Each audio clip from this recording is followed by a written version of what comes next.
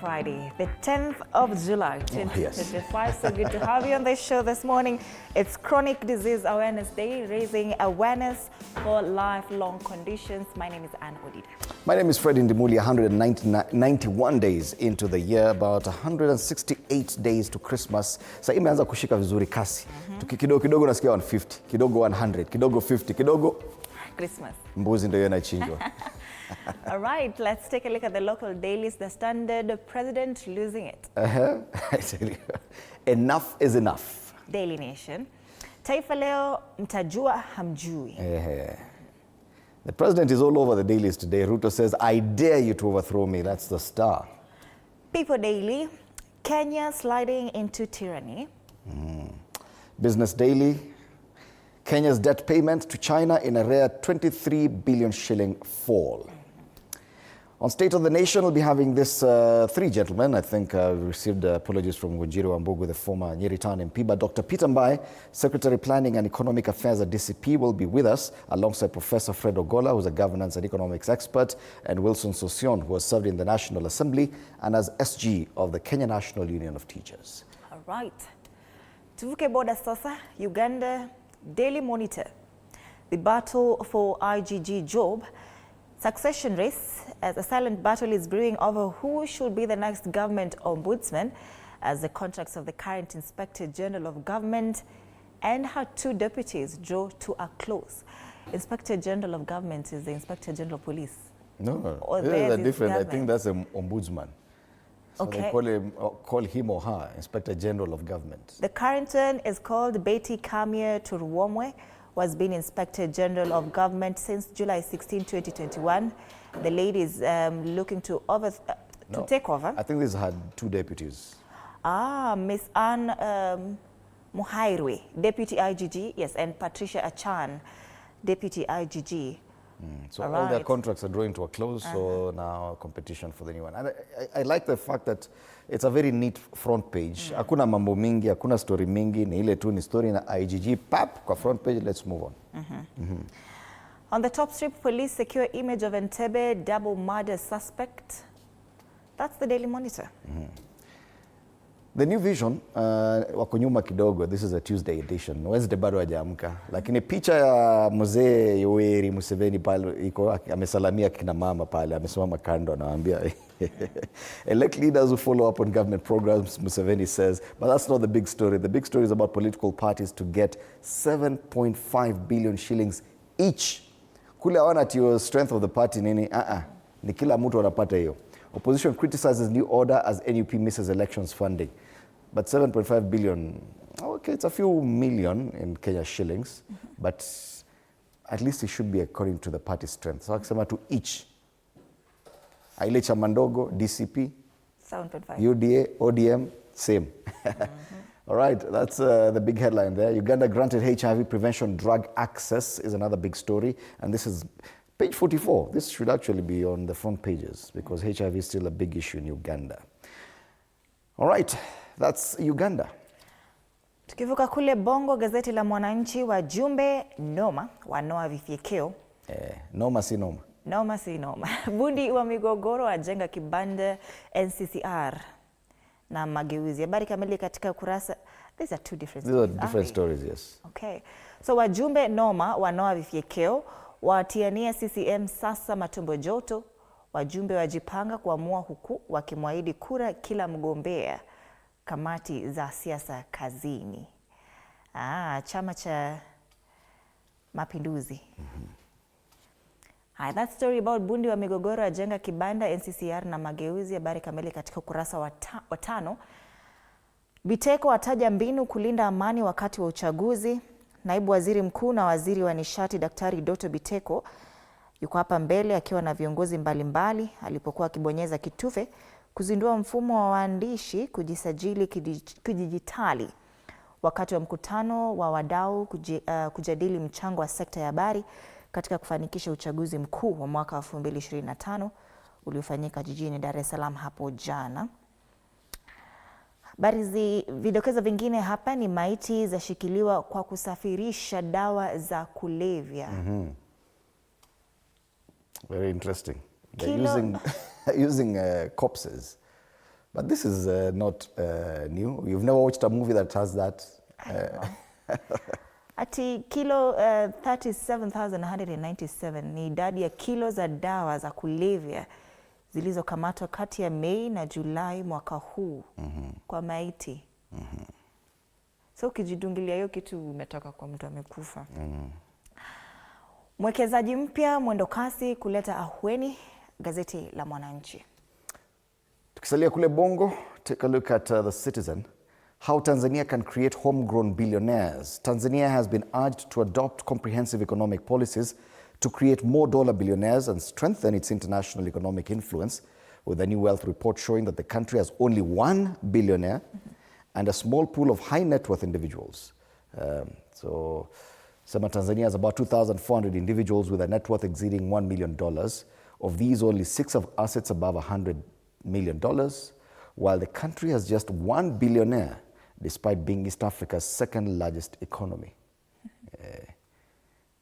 Amesema hapa wataenda China na US watafute pesa ndio wakuwe mabilionea kule Tanzania. Nala CEO says it wasn't easy, but we have made it. This is Benjamin Fernandez, founder and CEO of Nala, has opened up about the challenges he faced launching his fintech company in Tanzania. Despite early setbacks, he successfully built a customer base in Kenya, and today Nala facilitates $1 billion in remittances to Africa and Asia. SGR Cargo Services draw praise, advice for improvement. That's another story on page 5, and that story about the drugs being transported. Wanasema anti-drugs agency holds corpses in trafficking probes. So kuna watu wanafaa kuzika mili ya wapendwa wao, lakini wameambiwa hapana, ngojeni kwanza. Hii imekuwa ni kama sanduku ya kusafirisha madawa ya kulevya. Pale juu, what this year's Form 6 exam results mean for Tanzania's tech goals. Unajua hapa we cannot relate. Form 6 huko hatuna. Alafu kuna Made in Tanzania brand launch prompts wave of optimism. I think it was launched earlier this week. And it's still a talking point in Tanzania. The Citizen. All right, let's take a look at the weather situation now. Sijui kama kuna baridi bado. Kijibaridi cha asubuhi, definitely, but not in Garissa, because in Garissa it is 23 degrees Celsius, clear with periodic clouds. Unaona jua inatanda throughout the day. 33 degrees Celsius will be the highest. I don't expect any rainfall in Garissa today. All right, this is Machakos. Machakos, 14 degrees in Machakos this morning. A cloudy day, highs of 22. Precipitation in Machakos, 0.0 millimeters. And Machakos is very close to Nairobi, so you'll realize weather is more or less the same like the city. In Meru, areas around Mount Kenya region, partly cloudy, 14 degrees Celsius as we speak. Also chilly because highs will be at 22 degrees. I don't expect rainfall there as well. Not much rainfall today. All right. Central Rift Valley. 16 degrees in Nakuru, feels like it's a cloudy day as well. Highs of 21 degrees. It's likely to rain here. Precipitation 9.1 millimeters. Huku kuna mvua. Kuna mvua Nakuru, sio mbaya. Lake Victoria region, we take a look at Kisumu. Light rains expected. It is 19 degrees Celsius as we speak. Highs of 23. This is a bit chilly for Kisumu as well. Kutajesha huko 4.9 millimeters, a bit less than what we will witness in Nakuru. It's actually raining. Coastal area, Mombasa, 23 degrees, feels like 25. Light rain expected. It's raining in Mombasa. Highs of 27 degrees. Precipitation here, 4.4 millimeters. And finally, Nairobi. In the city, it's still chilly, 15 degrees, which is a bit warmer than yesterday. But yes, it will drop at 7, itakuwa 14. Highs of 21. Na tulisema hii ni kijibaridi cha asubuhi throughout the week. In fact, the entire day is just cold. Yesterday, it was very gloomy. Cloudy day.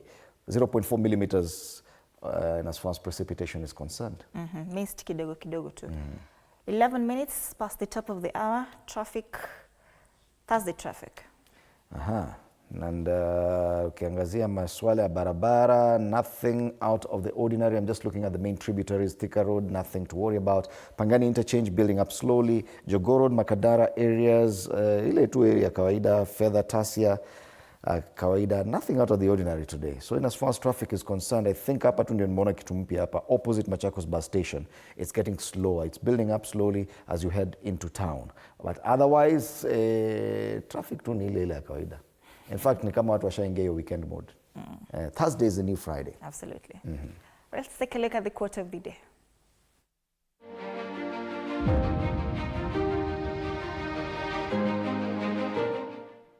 Believe in yourself. Don't let others' opinions derail your focus. Your path is yours alone. Stay steady and keep going.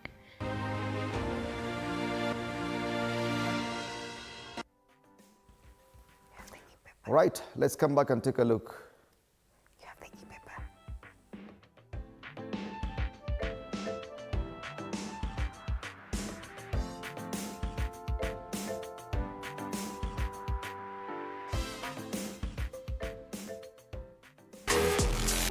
All right, let's take a look at the local dailies. We start off with the Standard once again. President losing it. Fury, legendary poet Eliot wrote that men who are unaffected by death or despair are hollow. Today, as Kenya teeters on the brink of anarchy, many see those haunting words in their head of state. When the nation cried for a father, he answered with fury. When the bereaved wept, he backed orders. As bullets tore through bodies and graves swept across the country, the president remained unmoved, neither mourning with those left bereft, nor addressing the chaos consuming the country. In a moment demanding humility and healing, he chose power and punishment, ordering police to shoot rioters. The president said yesterday, and is quoted here, "Anyone burning down someone else's business and property should be shot in the legs so that they will pass through the hospital as they go to court. They, the police, should not kill them, but they should hit them and break their legs." Police brutality. Since July 7, 2025, 31 dead, 107 wounded, 532 arrested, 20 counties affected by Sabasaba protest. The just opposite here with a comment from Rigathi Gachagua, the former deputy president, yesterday. "I saw Ruto wailing uncontrollably with anger, but I tell him that anger is not the solution. Just relax. No leader wants to overthrow you. No one has the capacity. We want to humiliate you for the ballot in 2027. President losing it. And you see, I watched the president speaking and the kind of tone he used and the anger and the emotions. And if you look at the presser that the former deputy president offered, he was very calm. And it's interesting that the Standard and most papers are putting the two leaders on the front page together. The difference is stark. Inside pages of the Standard, of course, the UN rights agency asks state to stop police killings and address concerns. That's the story there. And there's also the court barring IG Kanja from barricading roads to Nairobi CBD. So amesema hakuna kufunga barabara. And the president commented about it. Ati mnasema tusifunge barabara. The High Court has barred Inspector General of Police Douglas Kanja from erecting barricades or blocking roads within Nairobi's CBD during public protests. Yeah. So sahi barabara zitakuwa open. Ukitaka kuingia uende kuandamana unaingia town. Yeah. Enough is enough, muliambiwa jana. The Standard. Enough is actually the headline on the front page of The Nation. Same thing, the president talking there, and same thing, they juxtapose it with what the former deputy president said.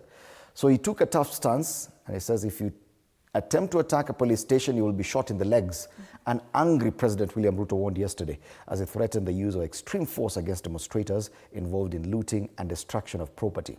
The head of state also took on elements in the position he accuses of orchestrating a broader scheme to destabilize the country and overthrow this government, telling them that power will only change through elections.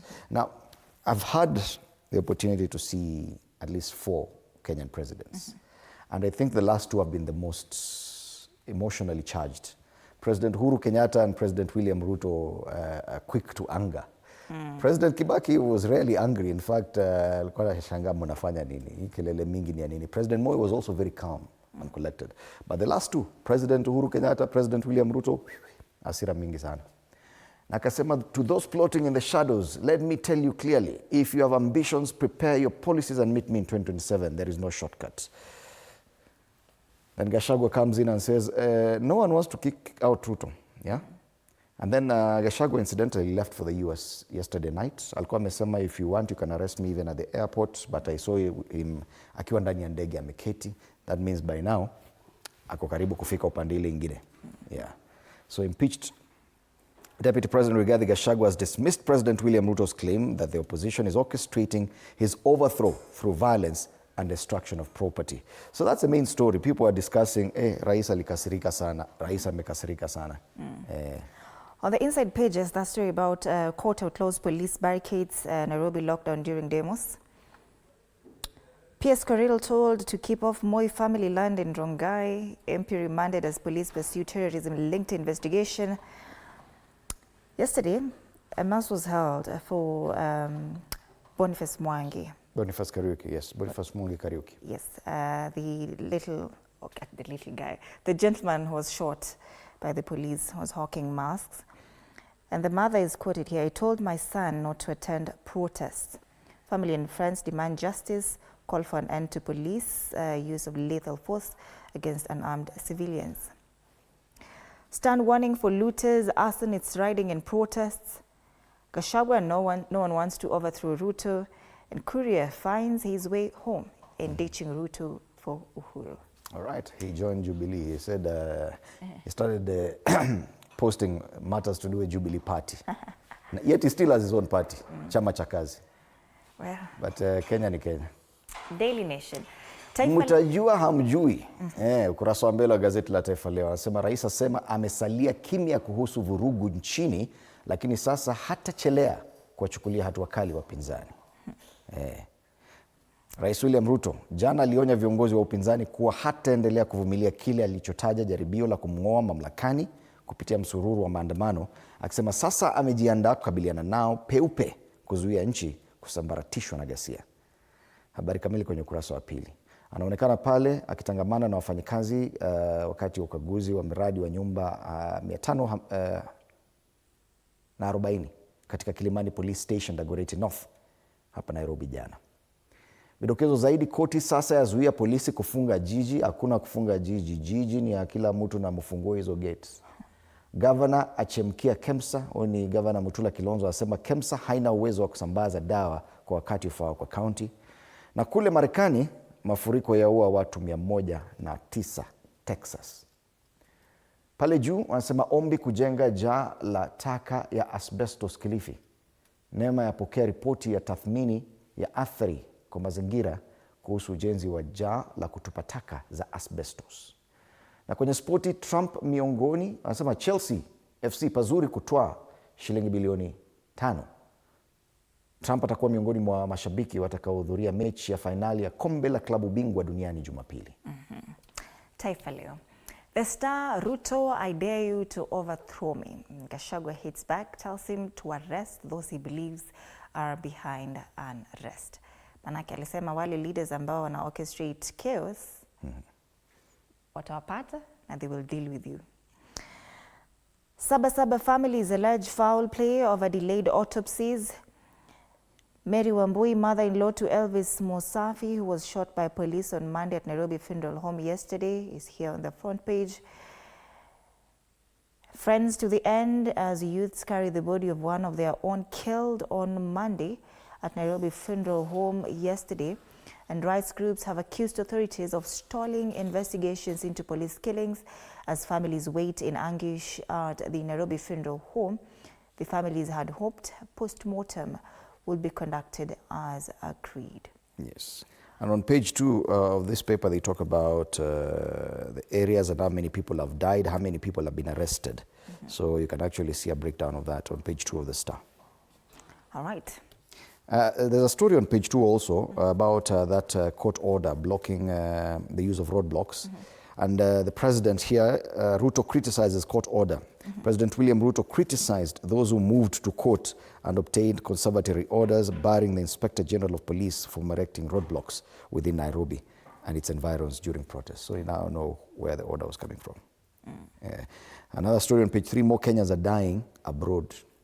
It's a growing concern. The number of Kenyans who died outside the country increased from 270 in 2023 to 305 in 2024, according to the National Bureau of Statistics report released yesterday. All right. That's the Star, fresh, independent, different. Grab a copy. Yeah, you can grab a copy of the Star today. 60 bob. 1,000 shillings kama uko Tanzania, ukiwa Uganda itabidi utoe 2,000. shilingi 2,000. All right. People Daily. Kenya sliding into tyranny. Rigathi Gachagua here says, Mr. President, nobody wants to overthrow your government. Nobody wants you out of power through unconstitutional means. Officers operating in unmasked Subarus revealed. And this story is on page 2, they see. The masked detectives operating in unmarked vehicles during the Monday operations in Nairobi and its environs were from the DCI Operations Support Unit and had the instructions to use even extrajudicial measures to contain criminal activities. A joint security team had identified the possible hotspots and were monitoring the actions and movements of possible organizers through the Crime Research and Intelligence Bureau and other security agencies. The operations were conducted in Kitengela, Githurai, Embakasi Pipeline, Ngong, Kiserian, Ongata Rongai, Kiambu, and some parts of Murang'a County, according to the plan. And the masked detectives operating in unmarked vehicles were under the command of the OSU boss, Zachary Kariuki, a commissioner of police. Terror charges. The state is also preferring serious charges against those arrested in Nyandarua County. 7 suspects arrested for committing violent attacks during the Sabasaba demonstrations were arraigned yesterday and each granted a cash bail of 7 million shillings. Kidney patients walking to their early graves due to SHA failures. That story is on page 8. It's a special feature. Tukisoma tu ndani kidogo because hii mambo ya SHA inaletanga maneno mingi. Ikiongelelewa tunasema anasema in this newspaper page 8, thousands of kidney patients undergoing life-saving dialysis treatment may be unknowingly walking towards early graves following a drastic funding cut by the Social Health Authority. This is according to the People Daily. The recent decision to reduce reimbursement rates by more than half has sent shockwaves to the healthcare system, forcing many dialysis centers to scale back operations and offer compromised substandard procedures. Several facilities unable to cope up with cuts have been forced to stop dialysis procedures, while a number of others are offering substandard procedures. Don't take our word for it. Go to page 8 of the People Daily. Ujisome. Kabisa. On the top strip, disclose how counties will share 79 billion shillings. That story is on page 13. I've seen a story of about a former councillor calling on for dialogue between Ruto and Gachagua to restore peace on page 7. Chances of that happening. But politics is politics. Matters Business, this is a Business Daily. It talks about Kenya's debt payments to China in a rare 23 billion shilling fall. Savings made from stronger shilling, easing interest rates, bulk of the debt payments wired to SGR Financier. So the cost of servicing Kenya's loans to China for the financial year ended June 30th this year fell by 23 billion shillings amid a stable shilling and falling global interest rates, helping free up some cash for a government battling revenue shortfalls. And we do hope this kind of savings will allow us to do better, especially in matters education, capitation to schools, some school feeding programs, and not just some other projects in some space up the hill. How bank customers lost 517 million shillings in IT system fraud. Where a Kenyan bank, listen to this, lost 517 million shillings. This $500 million. It's equivalent of $4 million after contractors compromised the security system for cards, enabling unauthorized wallet creation and laundering of funds through cryptocurrency. Lakini wasemi ni bank gani hii? So to Kenya's Financial Intelligence Unit, Financial Reporting Center, FRC, says in a new report that the incident was among the rising cases of cybercrime involving altering of card systems by fraudulent service providers. Now, banks will never make this public. The bank that has been affected cannot agree to actually say, by the NCC, walikuja kwa system yetu. On the ticker there, factories shut for 3 months to allow sugarcane to mature. Kule Western. Sugar factories were yesterday ordered to shut their mills for 3 months amid concerns of harvesting of immature crop. Sasa watu wanauza hata ile miwa haijaiva. Hiyo sukari sijui itakuwa namna gani. Japanese healthcare giant SIGNET opens office in Nairobi and NSE to offer new mode for global stocks investing. And that's the Business Daily. All right. Once again, a reminder on State of the Nation starting at 6:30, which is about 4 minutes away. Dr. Peter Mbai, Secretary Planning and Economic Affairs at the DCP, whose party leader, Amanda, US. Professor Fred Ogola, Governance and Economics expert, as well as Wilson Sosion, who served as SG of KNUT and also as a member of the National Assembly. They'll be in studio in a few minutes. Do stand by. All right, let's take a look at the caricatures. The Standard. President William Ruto is caricatured here on a hot seat ya Gen Zs and protests. Why is it only me? Alisema jana, the people who came here before me, lakini ni mimi mnapigia kelele. Remember this football player who had been highly criticized, then he removed his jersey to unveil a t-shirt imeandikwa, why always me? Lakini kuna makaratasi hapa zinasema siasa mbaya, maisha mbaya. What is this? Fuata nyayo. Fuata nyayo. Mwingine hapa, okay, I was here for 10 years. Mwingine anasema This is UK, Uhuru Kenyatta. This is DTM, Daniel Toroitich Arap Moi, and this is JM, Jomo Kenyatta. So kila mtu amekuwa kwa ikiti. Na yeye anauliza, why is it only me? And I think you see there's some rituals, I think even in the White House, that the Vice President always scribbles something on the desk. Anaandika jina yake akitoka kwa ofisi. So you'll go and find all the names of all vice presidents. Kila mtu amechora. So hapa vile unasikia, I was here. I was here. I was okay. here. Yeah. Commentator anasema Kasongo, yay. All right. People daily. Hapa kuna nini bomb inataka, kuna jamaa na washa. These bloody demonstrations inasemekana ni kama wanataka kuwasha civil war. Politicians in the shadows. So according to this cartoonist, it is politicians who are funding these protests, and it could lead to civil war. A country that never learns. All right. Daily Nation, shoot to kill orders from above. The CS for Interior. Walisema shoot to kill. Shoot to kill. From above. From above. Lakini above, ako pale anasema I'm the above. Shoot with skill, aim for legs. Polisi wako hapo katikati. Au ni kufuata tu maagizo. The play of words, shoot to kill, shoot with skill. Aim for the legs now. Yes. The Star, same thing, the same order. Hii shoot to kill order sasa imekansuliwa, not kill, shoot to maim. So wale watu wanakaa pale, rais anaongea upande hii and he's spewing fire, a lot of fire. And all these police bosses as well as the police are listening to him. Sasa yeye amesema, shoot to maim, sio shoot to kill.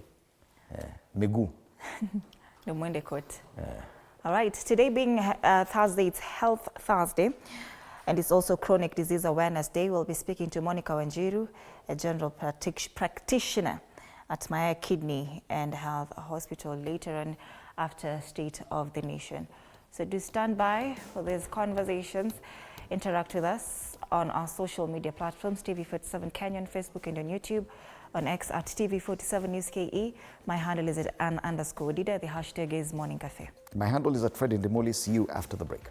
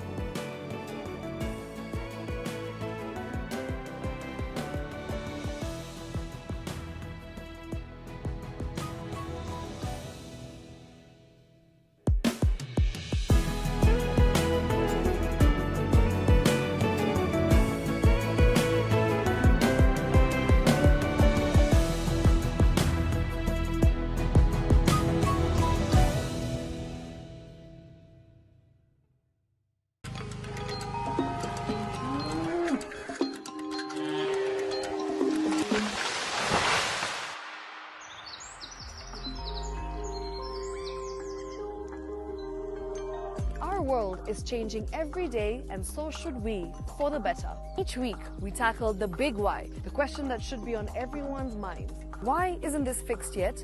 Deforestation, global warming, and the adverse effects of climate change. The future isn't just something that we inherit, it's something that we create. Join us on The Green Fix as we tell the stories of those who refuse to give up.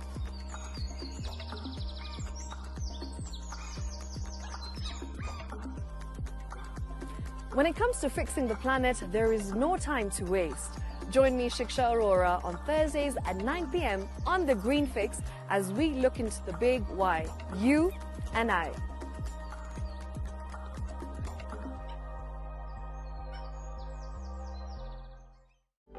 For comprehensive information and education on your health, Body Garage is here.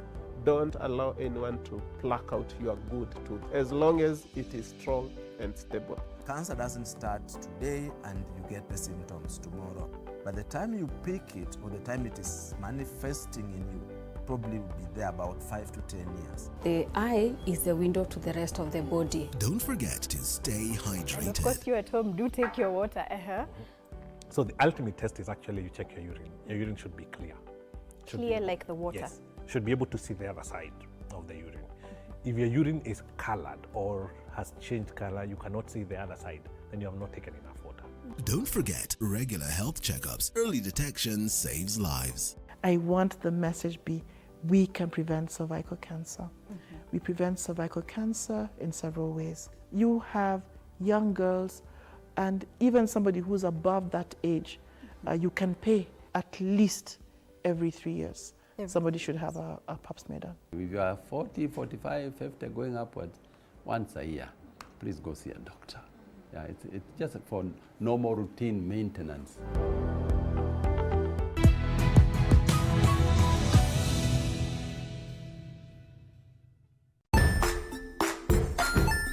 Hey there, friends. Welcome to Kids on the Block, where fun and imagination come alive. We dive into magical world filled with exciting adventures and awesome friends. What position were you in? I was number 2. What position were you? Number 1. He decided to cross the bridge by his house and look for food on the other side. You're going to do half cup of chocolate chips, and the other one, we're going to do half cup of the blueberries. So, grab your imagination hats and get ready to explore with us. Join us every Saturday at 9 a.m. for new friends, amazing stories, and tons of laughter. Jiunge nasi tunapoangazia safari za viongozi bora.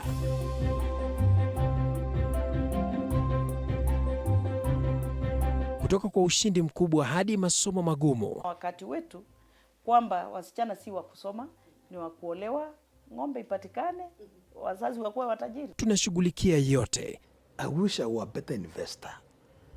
My parents taught me how to look for things for myself. Tazama Mfahamu Kiongozi, ambapo kila kipindi kimejaa maarifa, mikakati na hadithi za kukuza azma yako. For me to succeed, I have to fight. Kila Alhamisi saa 1:30.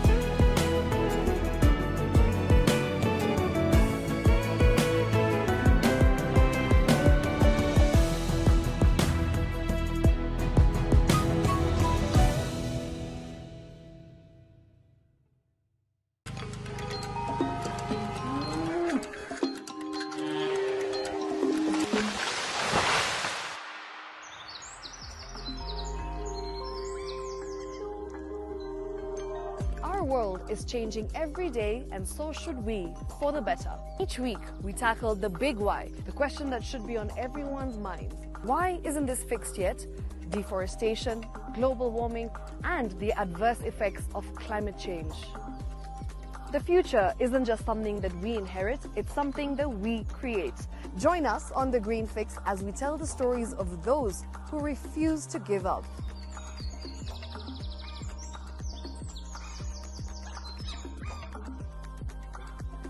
When it comes to fixing the planet, there is no time to waste.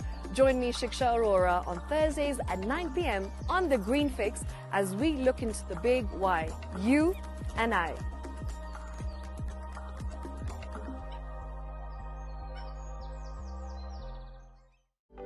For comprehensive information and education on your health, Body Garage is here. Don't allow anyone to pluck out your good tooth as long as it is strong and stable. Cancer doesn't start today and you get the symptoms tomorrow. By the time you pick it or the time it is manifesting in you, probably will be there about 5 to 10 years. The eye is the window to the rest of the body. Don't forget to stay hydrated. And of course, you at home do take your water. So the ultimate test is actually you check your urine. Your urine should be clear. Clear like the water. Yes. Should be able to see the other side of the urine. If your urine is colored or has changed color, you cannot see the other side, then you have not taken enough water. Don't forget regular health checkups. Early detection saves lives. I want the message be, we can prevent cervical cancer. We prevent cervical cancer in several ways. You have young girls and even somebody who's above that age, you can pay at least every 3 years.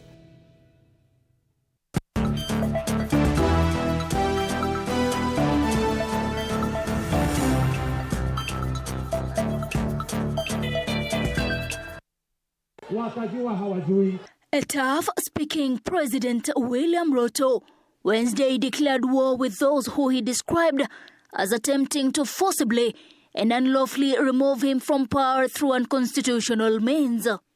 Ati walete maafa Kenya, ati ndio wapindue serikali ya Kenya kabla ya 2027. Mimi nataka niwaambie wajaribu, watajua hawajui. Wajaribu. President William Ruto accused a section of leaders of inciting youth to violence with the aim of destabilizing the government and saying they will be prosecuted to the full extent of the law. Na kuna watu wanafikiria kwamba wataendesha fujo Kenya hii. Na wao ni viongozi wamechochea hiyo maneno. Wanalipa vijana kwenda choma biashara ya ule. The president said, whereas Kenyans have constitutionally enshrined a right to demonstrate and picket, the government will not tolerate the wanton destruction of property witnessed in the recent protests. Wale wote ambao wamepatikana katika hiyo njama ya kuiba na kupora mali ya wananchi na kuchoma biashara za watu wengine watachukuliwa hatua ya sheria na wote watafungwa. President spoke in Kilimani area of Nairobi during the launch of an affordable housing project where he reiterated that he will not again ignore those dragging the country into destruction, accusing them of being impatient for the 2027 election. Na kama wako na mpango, si tukutane 2027? Watengeneze sera yao, tukutane na hawa 2027. Njia ya mkato hapa katikati, hakuna. Further, he cautioned against weaponizing youth unemployment, pointing out that the challenge did not begin when he came in power nearly 3 years ago. Tuwache kuwachochea vijana wa Kenya. Kazi ya unemployment haikuanza wakati wa serikali hii. In fact, shida ya unemployment ni kwa sababu hatujakuwa na mpango ama taratibu ya serikali vile nimeweka. Ndio tumekuwa na mrindiko mkubwa. The president accused leaders of using the youth to cause chaos and violence in the name of agitating for good governance, noting that the only change of governance is through the ballot and not protests. Hii ni nchi ya demokrasia na wananchi ndio wanaamua kwa debe uongozi wa taifa letu la Kenya. Hatuwezi kuamua ati uongozi wa Kenya kupitia fujo ama kupitia vita ama kuharibu mali ya watu wengine. That is not going to happen in this country. On the government's employment agenda, he said more than 300,000 young people are now employed under the affordable housing program in more than 200,000 units being built across the country. We must tell each other the truth. Chichi, Josephine, TV 47. Right, the president has spoken, and it is the biggest conversation this morning. This is a Morning Cafe. My name is Fred Indimuli. State of the Nation. A look at the big headlines today. Enough is enough. That's the front page of the Daily Nation. On the Star, Ruto says, I dare you to overthrow me.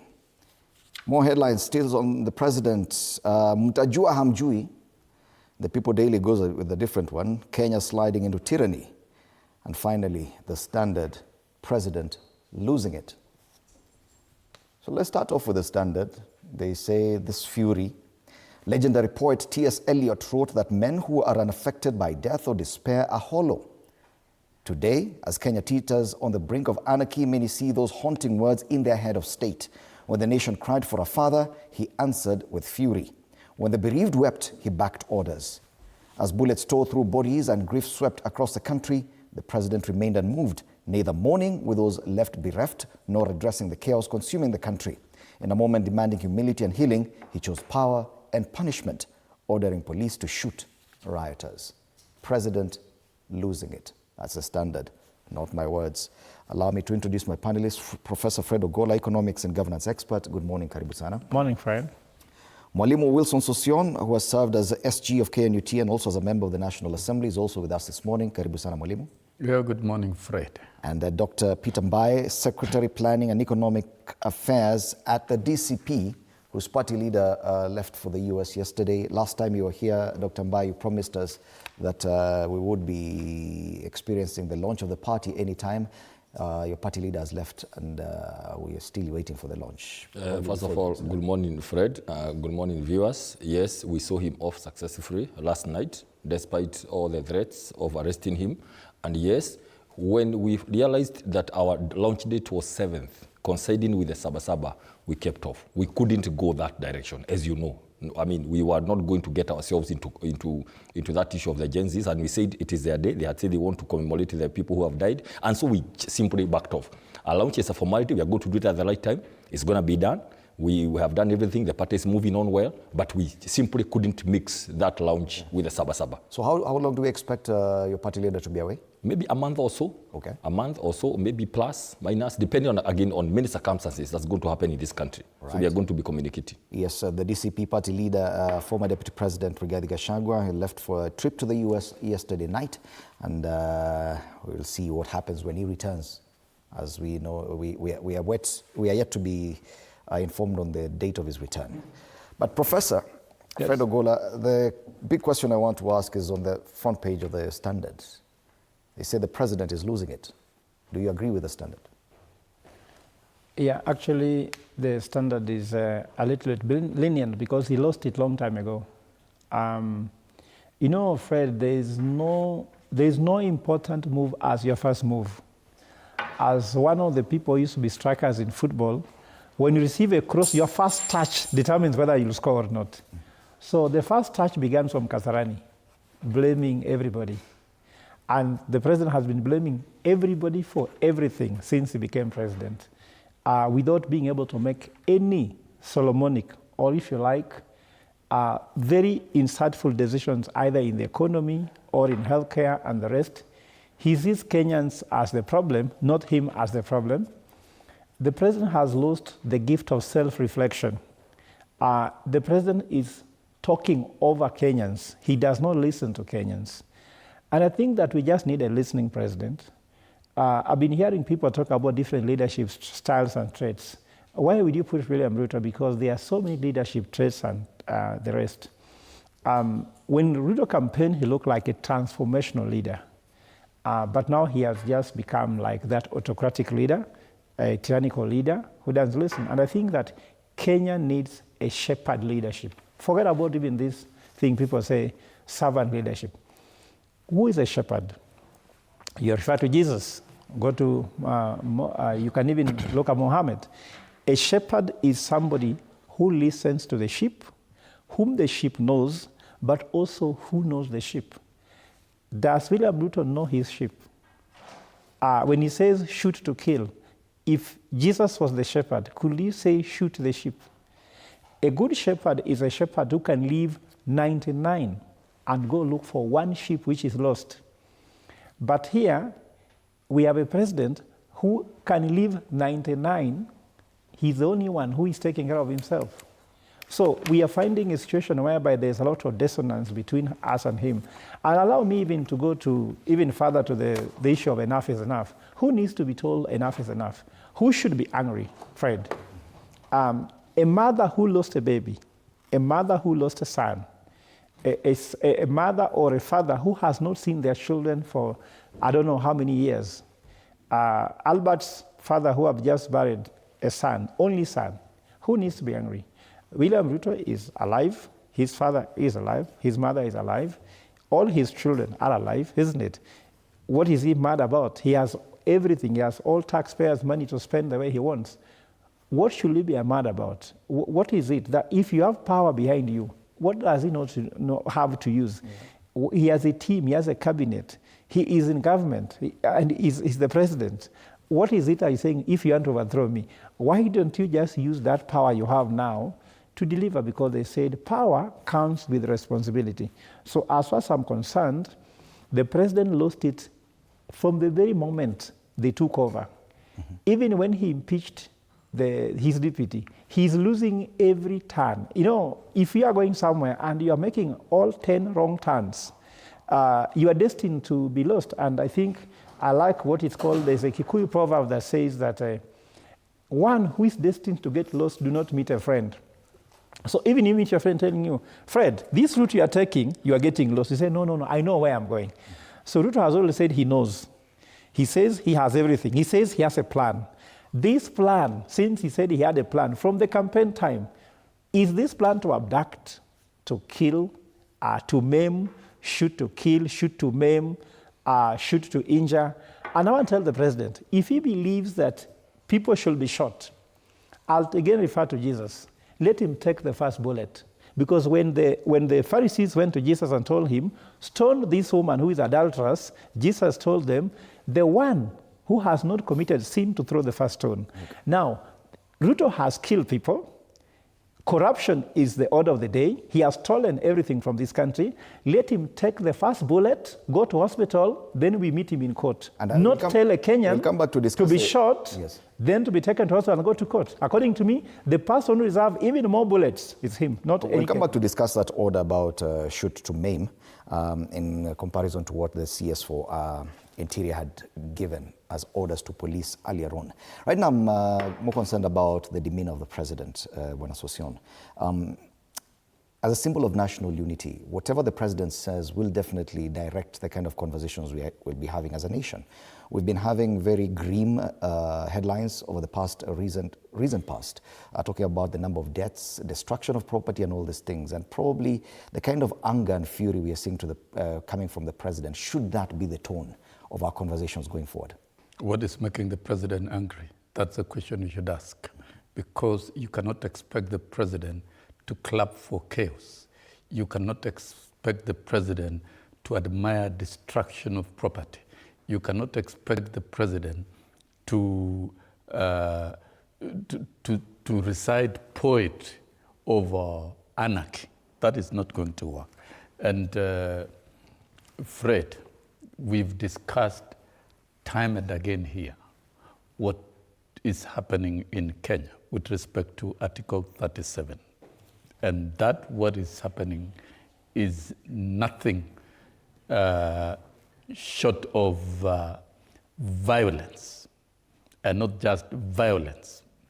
The Terrorism Act classifies actually some of the actions as terrorism. When the country is under terror, you cannot expect the president to keep quiet.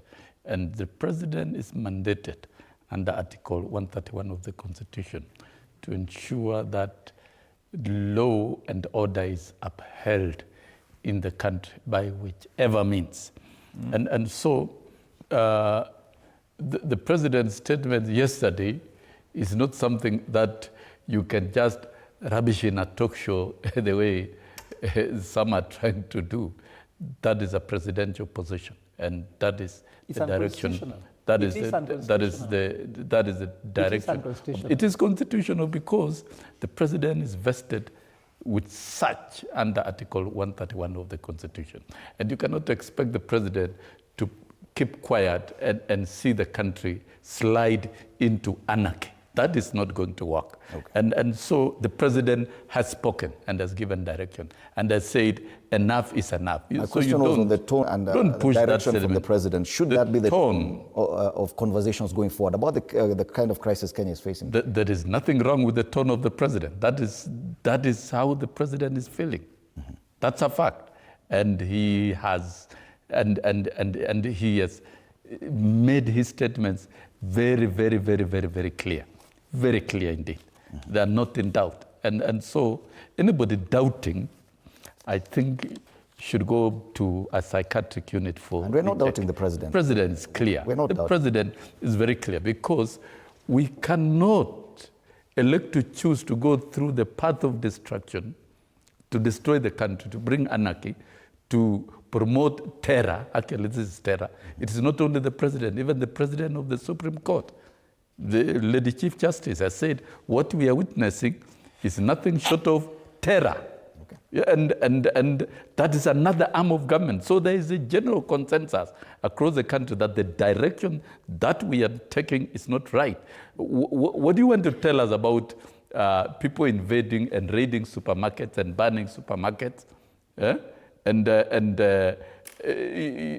know, the Wamunyoros are saying, oh, these are hired goons. But when those goons are shot by the police, they still complain again. So who are these goons? I think we have to get a clear dichotomy here. Okay. We cannot, even if you want regime change, political change, you want to agitate for political change, do it within the confines of law and constitution. All right. You cannot choose the route of anarchy to cause change. That is not going Dr. Mbai, that is untenable. Dr. Mbai, of course, most of the headlines, most of the front pages have juxtaposed the statement by the president and what the former deputy president said, and the tone was totally different. Do you think that this headline on the front page of the Standard, do you agree with it, that the president is losing it? Completely, and it's very unfortunate. First of all, as a president, you are not supposed to get angry. You're not supposed to exhibit. You can get angry inside your chambers, but you can't get angry outside. So you are getting angry with who? You are the president. You should be able to guide and show direction. But I think, so when you say enough is enough for who? For what? What is enough? For what? You know? I think in a nutshell, what happened yesterday with the president is because the kind of things he has been planning have not been working. You know? He's all over the place saying people wants to remove him. Fred, can I say this today? That is simply diversionary. It is simply diversionary. That is a narrative that has been created. The young people came with a very soft thing of Ruto must go. It was picked by the KDF, and I really began mentioning it. The president mentioned it last time, and I kept saying in this show, this is something they want to cling on. That some people want to remove them so that when they do other things now, they are going to get some sympathy. That is what happened in 1982. I don't know who planned the coup, but when the coup happened, the Moi clang on that coup, literally, and tried to show there are some people, and that's where the suppression began. If you remember, of university lecturers, anybody, detention without trial. It happened with that thing. And then he was like, there are two communities that don't want me. Luo and Kikuyu. So it moved on. That's what even caused Moi to win for 2 terms as a minority, 1992-97, because they were like, these two communities don't want me, because I'm from my minority community. This is what is happening. Some of us, Fred, we went to a bit of school. When people are studying veterinary education and other things, we studied political science and leadership. We have done years of experience and studies. We know what is happening. I want Kenyans from today, Fred watching me, take it because we know we are born in this country. Please, this issue of there are people who wants to remove this government is a decoy, is diversionary. It is meant to remove Kenyans from the main issues. Fred, you can't come begin crying how you want to be removed, yet there are that one bodies lying in the morgue. Nobody mentions them. They are lying in the morgue. It's diversionary. People are so angry about the deaths. It's now 115, Fred. From last year, 60. Boniface Mwangi Kariuki, Ojwang dies, another 15 during the anniversary, another 31. Those are bodies lying in the morgue. Last week, when I was not here, I went to bury a Form 4 student in Jenga Karume Secondary School in Molo, who was shot. He was not in the process. He was shot literally. arbitrarily by police. I went to bury him. We are going to bury another 31. Fred, about another 200. I'll lie now with gunshot wounds in the hospitals as we speak. Fred, another 500 have been arrested on trumped-up charges. Some of them terrorism. That is the situation we should be talking about. But they want to make sure that we leave that is a decoy. We don't address the main issues today. Then he goes crying, they want to reform me. These are people who have sponsored violence. Fred, for record, I want to say today, if it is not government who sponsored the violence, let them bring the people who sponsored violence. But when they arrested some of these young people, they take them to court. Judiciary is saying there's no evidence. They release them. Then they go arrest them again on terrorism charges. If it is true it was terrorism, why hadn't they charged them with terrorism in the first place? Because they know who did it. Kenyans know. Let us not be, this is diversionary. I watched that clip, Fred, a record 5 times. I have watched it as I was coming here, just to know what is the thinking behind this thing. Please, Kenyans, don't be fooled. There is nothing like regime change. It is something which has been planted by the system to continue saying there are people, Mount Kenya region, that wants to remove the president. That is a decoy, is diversionary. Number 2, diversion. Fred, the fact that all this what has happened here, going to steal guns in Dagoretti, or banning Kikuyu locals, or Kalao, Naivasha, supermarkets all over the place, that it is being funded, sponsored by the second deputy president, Rigathi Gachagua, because he is angry for being removed. I want to tell the Kenyans the truth. These things have been planned by the state so that they can cause chaos in Mount Kenya, so Mount Kenya people can begin thinking they are suffering economically for supporting Rigathi Gachagua. It is a diversionary decoy. Please, Fred, let us discuss the young people who have died. Let us discuss the shoot-to-kill order. Murkomen went and said it is from above. Yesterday he confirmed he is the one who had given the shoot-to-kill order. He has now changed it to shoot-to-maim order. Those are the things, Fred, we should be talking in this country today. Let us not be diverted. Thank you, This crying, we have seen it before. You cry. Fred, one minute. Moi was there, yes. We agree. We agree Kenyatta was there. We agree Kibaki was there. Uhuru, they never killed children. We should be discussing about the 5 million jobs that were promised by this country. It is 3 years down the line. That is the conversation. All right, Dr. Mbaya, and I can tell this is a very emotive subject. Professor, I don't know if we need to take a break. No. Fred. Just a moment, I need direction. Yes, let's take a short break because I can see it's already 7 a.m. We'll be right back to continue with this conversation. You're watching Morning Cafe.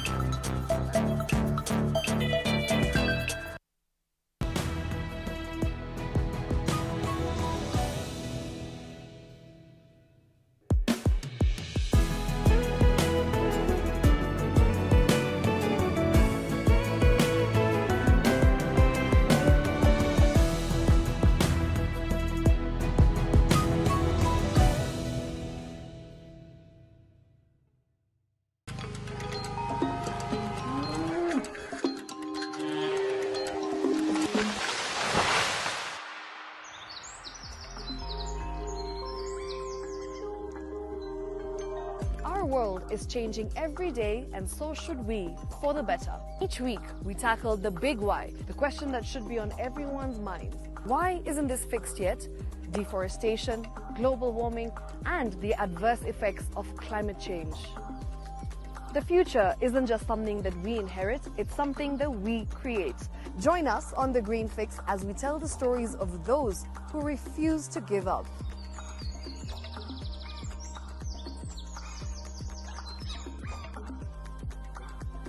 When it comes to fixing the planet, there is no time to waste. Join me, Shiksha Arora, on Thursdays at 9 p.m. on The Green Fix as we look into the big why, you and I.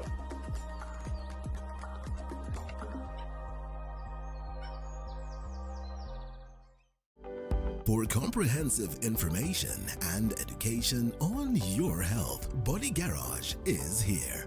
Don't allow anyone to pluck out your good tooth as long as it is strong and stable. Cancer doesn't start today and you get the symptoms tomorrow. By the time you pick it or the time it is manifesting in you, probably will be there about 5 to 10 years. The eye is the window to the rest of the body. Don't forget to stay hydrated. And of course, you at home do take your water. So the ultimate test is actually you check your urine. Your urine should be clear. Clear like the water. Yes, should be able to see the other side of the urine. If your urine is colored or has changed color, you cannot see the other side, then you have not taken enough water. Don't forget regular health checkups. Early detection saves lives. I want the message be, we can prevent cervical cancer. We prevent cervical cancer in several ways. You have young girls and even somebody who's above that age, you can pay.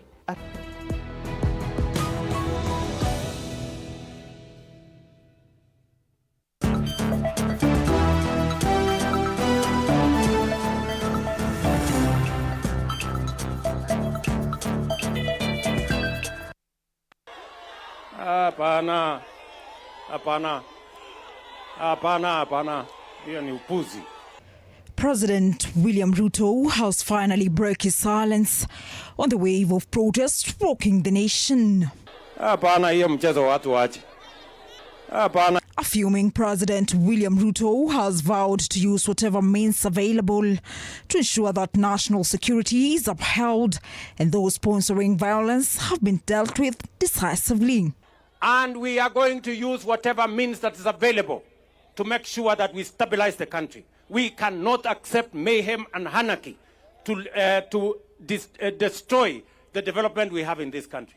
The vexed president further directed security agencies to firmly deal with those looting and vandalizing businesses during protests.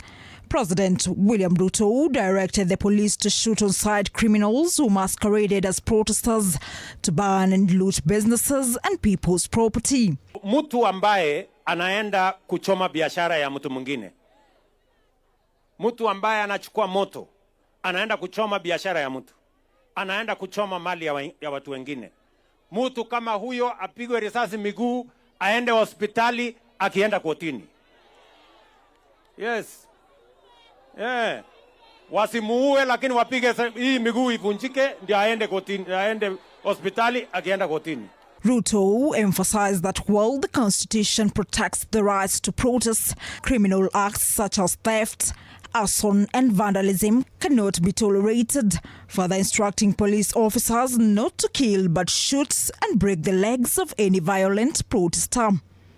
Mtu yeyote ambaye anaenda kupiga polisi, mtu yeyote anaenda kuvamia police station, that is a declaration of war in the Republic of Kenya. It is not acceptable. Sijui kama tunaelewana, my friends. No, enough is enough. Haiwezi kuendelea tena. I will protect property ya wananchi wa Kenya, maisha ya wananchi wa Kenya, biashara ya wananchi wa Kenya. It is the responsibility of the government of Kenya, which I lead, that is going to make sure hii vita ya kuharibu mali na kuchoma biashara ya watu itakoma. It must stop. Issuing a stern warning to all leaders involved in sponsoring the recent protests, President William Ruto has condemned the attacks on police officers and security installations, terming them acts of terrorism and a direct declaration of war. Mtu yeyote ambaye anaenda kupiga polisi, mtu yeyote anaenda kuvamia police station, that is a declaration of war in the Republic of Kenya. It is not acceptable. Sijui kama tunaelewana, my friends. No, enough is enough. The president's statement comes amid heightened political unrest and public demonstrations triggered by broader dissatisfaction with the rising cost of living. President Ruto's directive reflects a nuanced shift in government policy away from the deadly crackdown that characterized previous protests and towards what he described as a measured force. While many protests have been peaceful, several have turned violent, with business looted, property destroyed and clashes reported between demonstrators and the police, with criminal elements taking advantage of the situation. The Kenya National Commission on Human Rights has reported at least 31 deaths and over 100 injuries related to the ongoing protests, sparking calls for police accountability. Samira Mohammed for TV 47, Nairobi. Yes, enough is enough. President Ruto addressing a forum that made up mainly of security agencies and security officers because he was assessing the progress of affordable housing projects at Kilimani Police Station. Now, Professor, this revision of this shooting orders to police, the CS for Interior had given shoot to kill orders. Now the president appears to have revised that to shoot to maim. Does that make you feel safer? Should you see this as something better? No, because it is the same. They have always actually shot to kill and also even shoot to maim.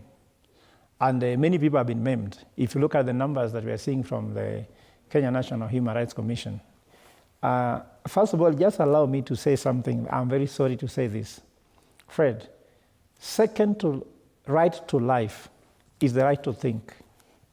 And when people suspend the right to think, then we are in a big problem. What distinguishes a human being from an animal like a dog or a cow is the capacity to discern. You know, a dog acts on instincts only. A cow acts on instincts only. That's why a cow can just eat something because it's seen. But human beings can say, I want to eat, but not now. Or I want to do this to somebody, but not now. The president is just purely instinctive. He just reacts like a sponge. He absorbs everything and just throws everything around. And that is the problem we are having. The president cannot discern over issues. The president cannot listen and discern over issues. And I think that the part to discern is very important as a head of state. Then he can say, and when I hear my brother Sosion supporting this, then my brother, a teacher, has also suspended his part to think. Because René Descartes, a philosopher, says, I think, therefore I am. So when you stop thinking, you should know you have stopped actually living. And many people, in fact, I see sycophants across the board, not even in ODM, they have actually suspended their power to think, and the government has suspended power to think, and they don't take dissent with correction. Like when young people are dissenting, they are giving you a chance to think through something you're trying to do. And I think the president has lost that thinking. Now they say they use force. Fred, when you're a husband at home, you don't have to bang the table so that your wife can know you are at home. But you are reasoning, how you reason with her, how you challenge her views, isn't it? And also accept to be challenged shows leadership. And you see, this thing shows that they have failed to deliver healthcare, because essentially, if healthcare was working, if education was working, if the economy was working, if people had food on the table, if these young people were employed, we are wasting a generation, Fred. You know, the population youth badge that we are dealing with now took place in Japan some time back, because now Japan has inverted pyramid. Now they have older people who are more than younger people. As our age group here, we are only 14% of the population. These young people are over 75%. They live in this country longer than us. So they have more shares, if you like the word shares, because my brother is here from DCP. If you use the word shares for that matter, you might find they have more shares and more stake in this country before. So these young people need to be engaged, to be listened to. Which kind of Kenya do they want? Which dream do they have for this country? In fact, I've been saying the best way to unite this country is to define what's the Kenyan dream, just like America has an American dream. And secondly, bring back patriotism and kill what my brother was talking about, profiling people in terms of tribe. We have been profiled as Luos so much. Kikuyus have been profiled so much, but even Kalenjins have been profiled so much. But these profiles are prejudices in a bigger sense. And that's why I'm not just criticizing the president, but today for the first time, I'm in opposition. But the first time I also disagree with the opposition by saying, boycott the products or businesses that belong to Kenya Kwanza people. Who are those people? There is no business in Kenya which has not employed Kenyans across the board. I would like us to engage on one person who has become a national threat to security, who is called William Ruto. But allow me, Fred, also to just say that I'm a commissioner with the People's Restorative Justice Commission. And there are some statements I won't make now because we are going to have a meeting with other commissioners, chaired by Justin Muturi today. And maybe from here, I can have an official opposition from the commission. But I want to assure Kenyans, don't worry about these statements because the buck doesn't stop with the president anymore. You know, when you lose your right to think... What do you mean the buck doesn't stop with the president? Because we have given him that chance to do this thing, and we are waiting in vain. So if we allow him, this country can slide into anarchy. So that's why we set up this commission. And this commission will stop him. And the president has to choose, by the way, I'm sorry to say. Which means will you use to stop him? That's a question. Because let me tell you, Fred, and there are two things. The Constitution is not important before a president who has refused to obey the law. Because if the Constitution is powerless before the president, then it is not a Constitution. You agree with me? Mm-hmm. Secondly, God is there. Fred, I'm a very staunch religious person. I believe that the cries of those women, or those mothers, or those children have reached the ears of the Lord.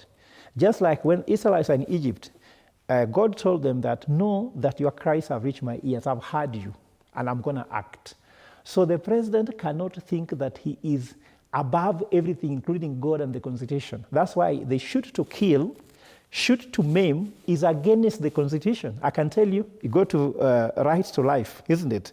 Also, everybody has got a right to be tried through the law. So the policeman, how can the policeman judge on the street that you're a thief to shoot you? Only the judge in court of law can decide who has stolen or not.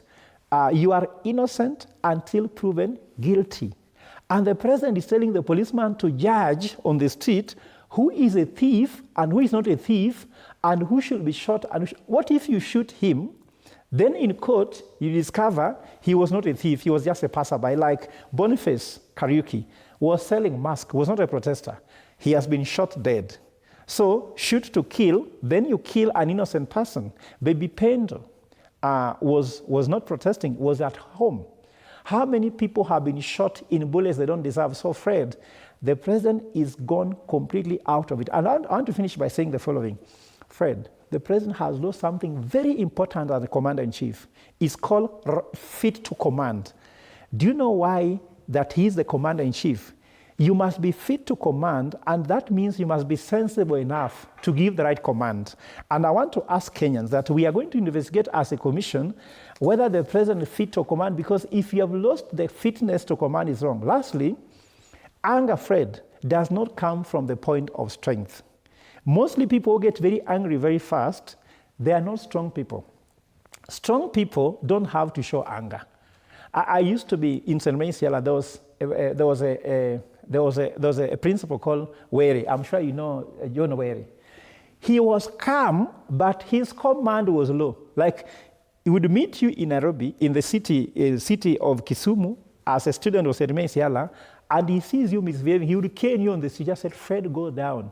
And how he said it, you'll go down. Okay. Ask everybody else. So the president has a lot of power. He has to put his anger to that object.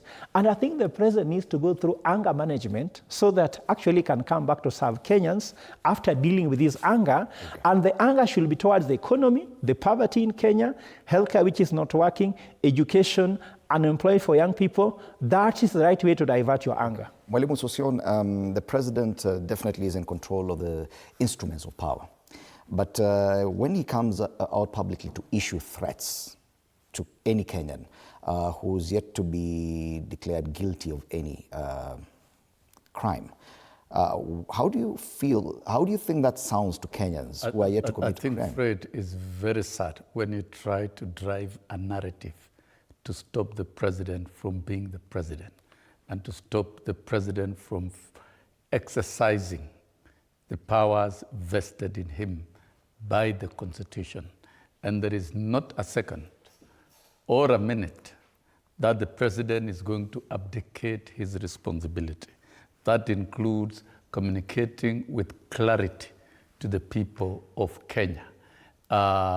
The proponents of terrorism activities. You say communicate with clarity, so this order to shoot people in the legs is now government policy? It is not government policy, it's a police practice. It's not a new thing.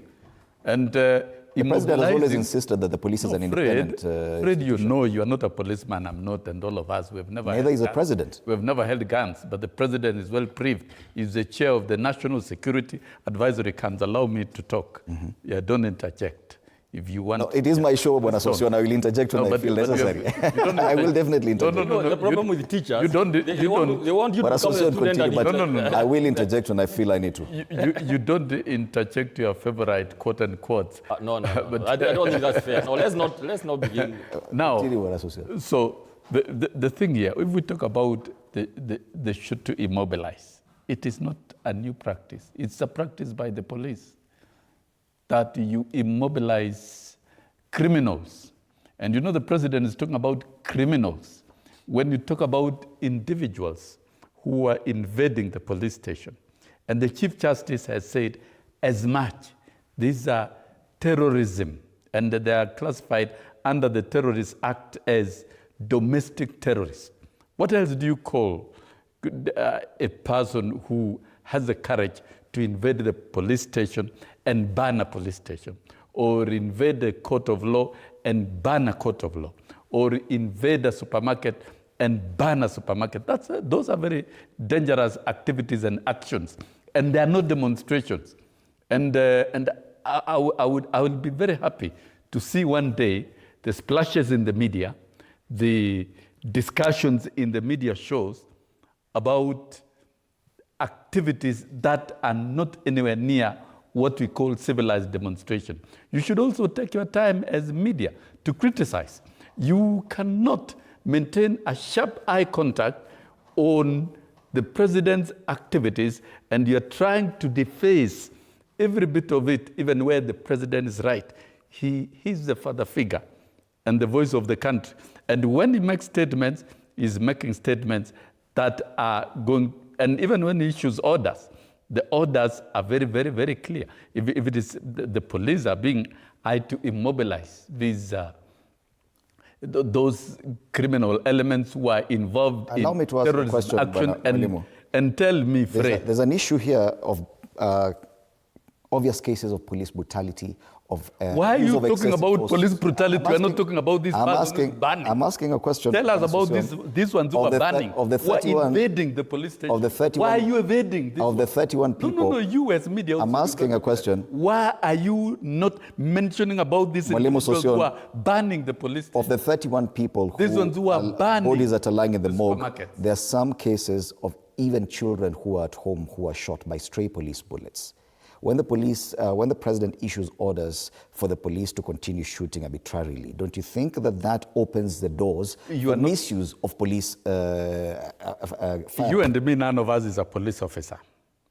But when the country degenerates into anarchy and pandemonium, anybody can suffer. And that is why the president is very clear that enough is enough. We can't have people suffering. You cannot tell us you are coming out to demonstrate on a Monday. Then it turns out that you are engaged in terrorist activities.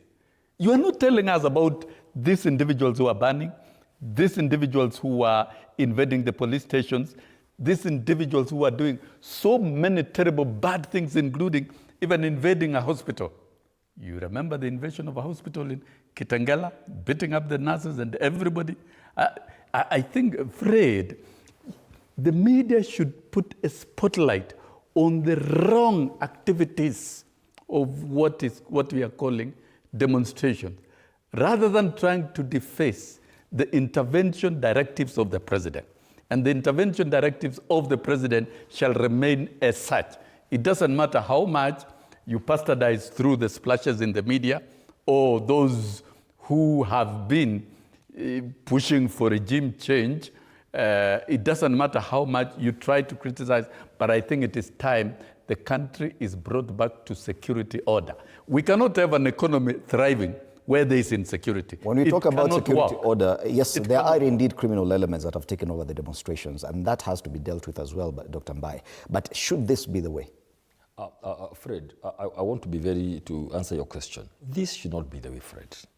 Fred, there is no way you can issue a shoot to kill order or a shoot to maim order. It's now very clear that the main person who gave orders have come out. I think he has discovered CS Mokomen didn't do a good job. And Fred, once we allow such things coming from the highest person, the CEO, the man who is the commander-in-chief, it is extremely dangerous. Extremely dangerous, Fred. This is not the way to go. And I want to say this, Fred. You remember the media captured it very well, that during the Saba, there was a convoy of vehicles, 8 or 10 Subarus. Wherever they went, they were the ones who they actually shot. So it means it's a plan, it's a prank. It's not something that happened by mistake when you have confrontation and then somebody decides to fire. You can only fire when your life is in danger. All these people were unarmed. Nothing, just maybe stones or something. I mean, that's where they have anti-riot gear because of stones and all that. You can't kill. This is not right. And I'm saying blood calls for more blood. The more you can see from last year. It started with 60, it goes to Boniface, it goes to Ojoang, goes to 15, goes to another 31. Blood calls for more blood. Violence begets violence, Fred. And you cannot be the state that fights with your children. It's not possible. Instead of giving jobs, the 5 million jobs you promised, you actually now is mugs, coffins and all that. That's what we are selling to the grave. It cannot work but the most painful thing, so for record, that's not right. It is actually unconstitutional. It's illegal. And Fred, the People's Restorative Justice Commission, which we are talking about as official position, today will not also be crying every day. I can tell you today. I think in the next few days, few weeks and also, these are the matters we are taking directly to the ICC. We are not going to talk about it anymore. Actually, the next thing we want to expect is a presser saying that these are the documented things. Listen, that one dead, right? 115 from last year. Because we must stick to that, Fred. That is what should be here. All these other things are just decoys. 107 wounded. Most of them gunshot wounds, right? 532 arrested. 20 counties affected. I'll give you an example. I watched that story of that girl that a bullet found in her own house in Kiambu here. I began thinking, where are we? This is a girl who was in her house. Literally, the bullet came. What was that person thinking? So, Fred, let me tell you this. People are getting angry. And that is why, when the state discovered people are angry, they came with a diversionary tactic. Let us go begin crying. Oh, people want to remove us. Please, Fred, for record, I want to finish that point. When the time comes for this government to go, it will go very early in the morning. It shall surely go. On the issue of quarter term and half term, we leave it to God and the president. But as far as we know, when the time comes, it shall surely go. Please, I want to ask, stop this diversionary. Let the state deal with the issue of killings, on the issue of disappearances, on the issue of compensation for all the people who have died. And I want to suggest again, Professor, kindly, please, let's have a database of all the people who have died. Let us go to court. Even if this government will not compensate them, the next government will compensate anybody who has ever died, even if they will not. But let's go to court. Let us get orders for all the people who have died compensation, the people who have been maimed in this government. Let us also, what we are doing already, Fred, is to make sure all the 500 you see who have been arrested, we are going to go to all the places they are going to be charged and make sure they're out, whether it is this or terrorism. It's the change of tone that I'm wondering now, because in recent weeks we've had calls for dialogue, for conversation at the national level. Listening to the former Prime Minister, he seems set on that intergenerational conclave. But listening to the President yesterday, it would appear that probably they're not in tandem. On one side, the former Prime Minister is calling for talks towards addressing the crisis we're facing, but the President now has taken a different tangent. What do you feel is happening there? Fred, first of all, let me echo that the united opposition, in their wisdom, so that we have one group saying kume bila break, but then before they have been sounding like when we talk power. And when we had a meeting with JB Muturi, who is our chair, we discovered that the issues affecting Kenyans are painful now, and they're really painful. And waiting to take power is not it's not a good thing. So we are saying we want to do labor. Now, I can tell you, Dr. Mbai, at the moment, I'm saying this, but you cannot be able to know that in every scene where shoots are taking place, we have camera taking a lot of details, but this is in undercover. And you cannot know who is taking them. We are collecting enormous data. If you go to our website, in 1 week's time or so, there will be a portal on which anybody can put any case and we link with evidence we are collecting. So there will be nothing like there is not enough evidence. Yes. We're also looking for how to protect and secure witnesses, because that's why ICC case never succeeded. Mm-hmm.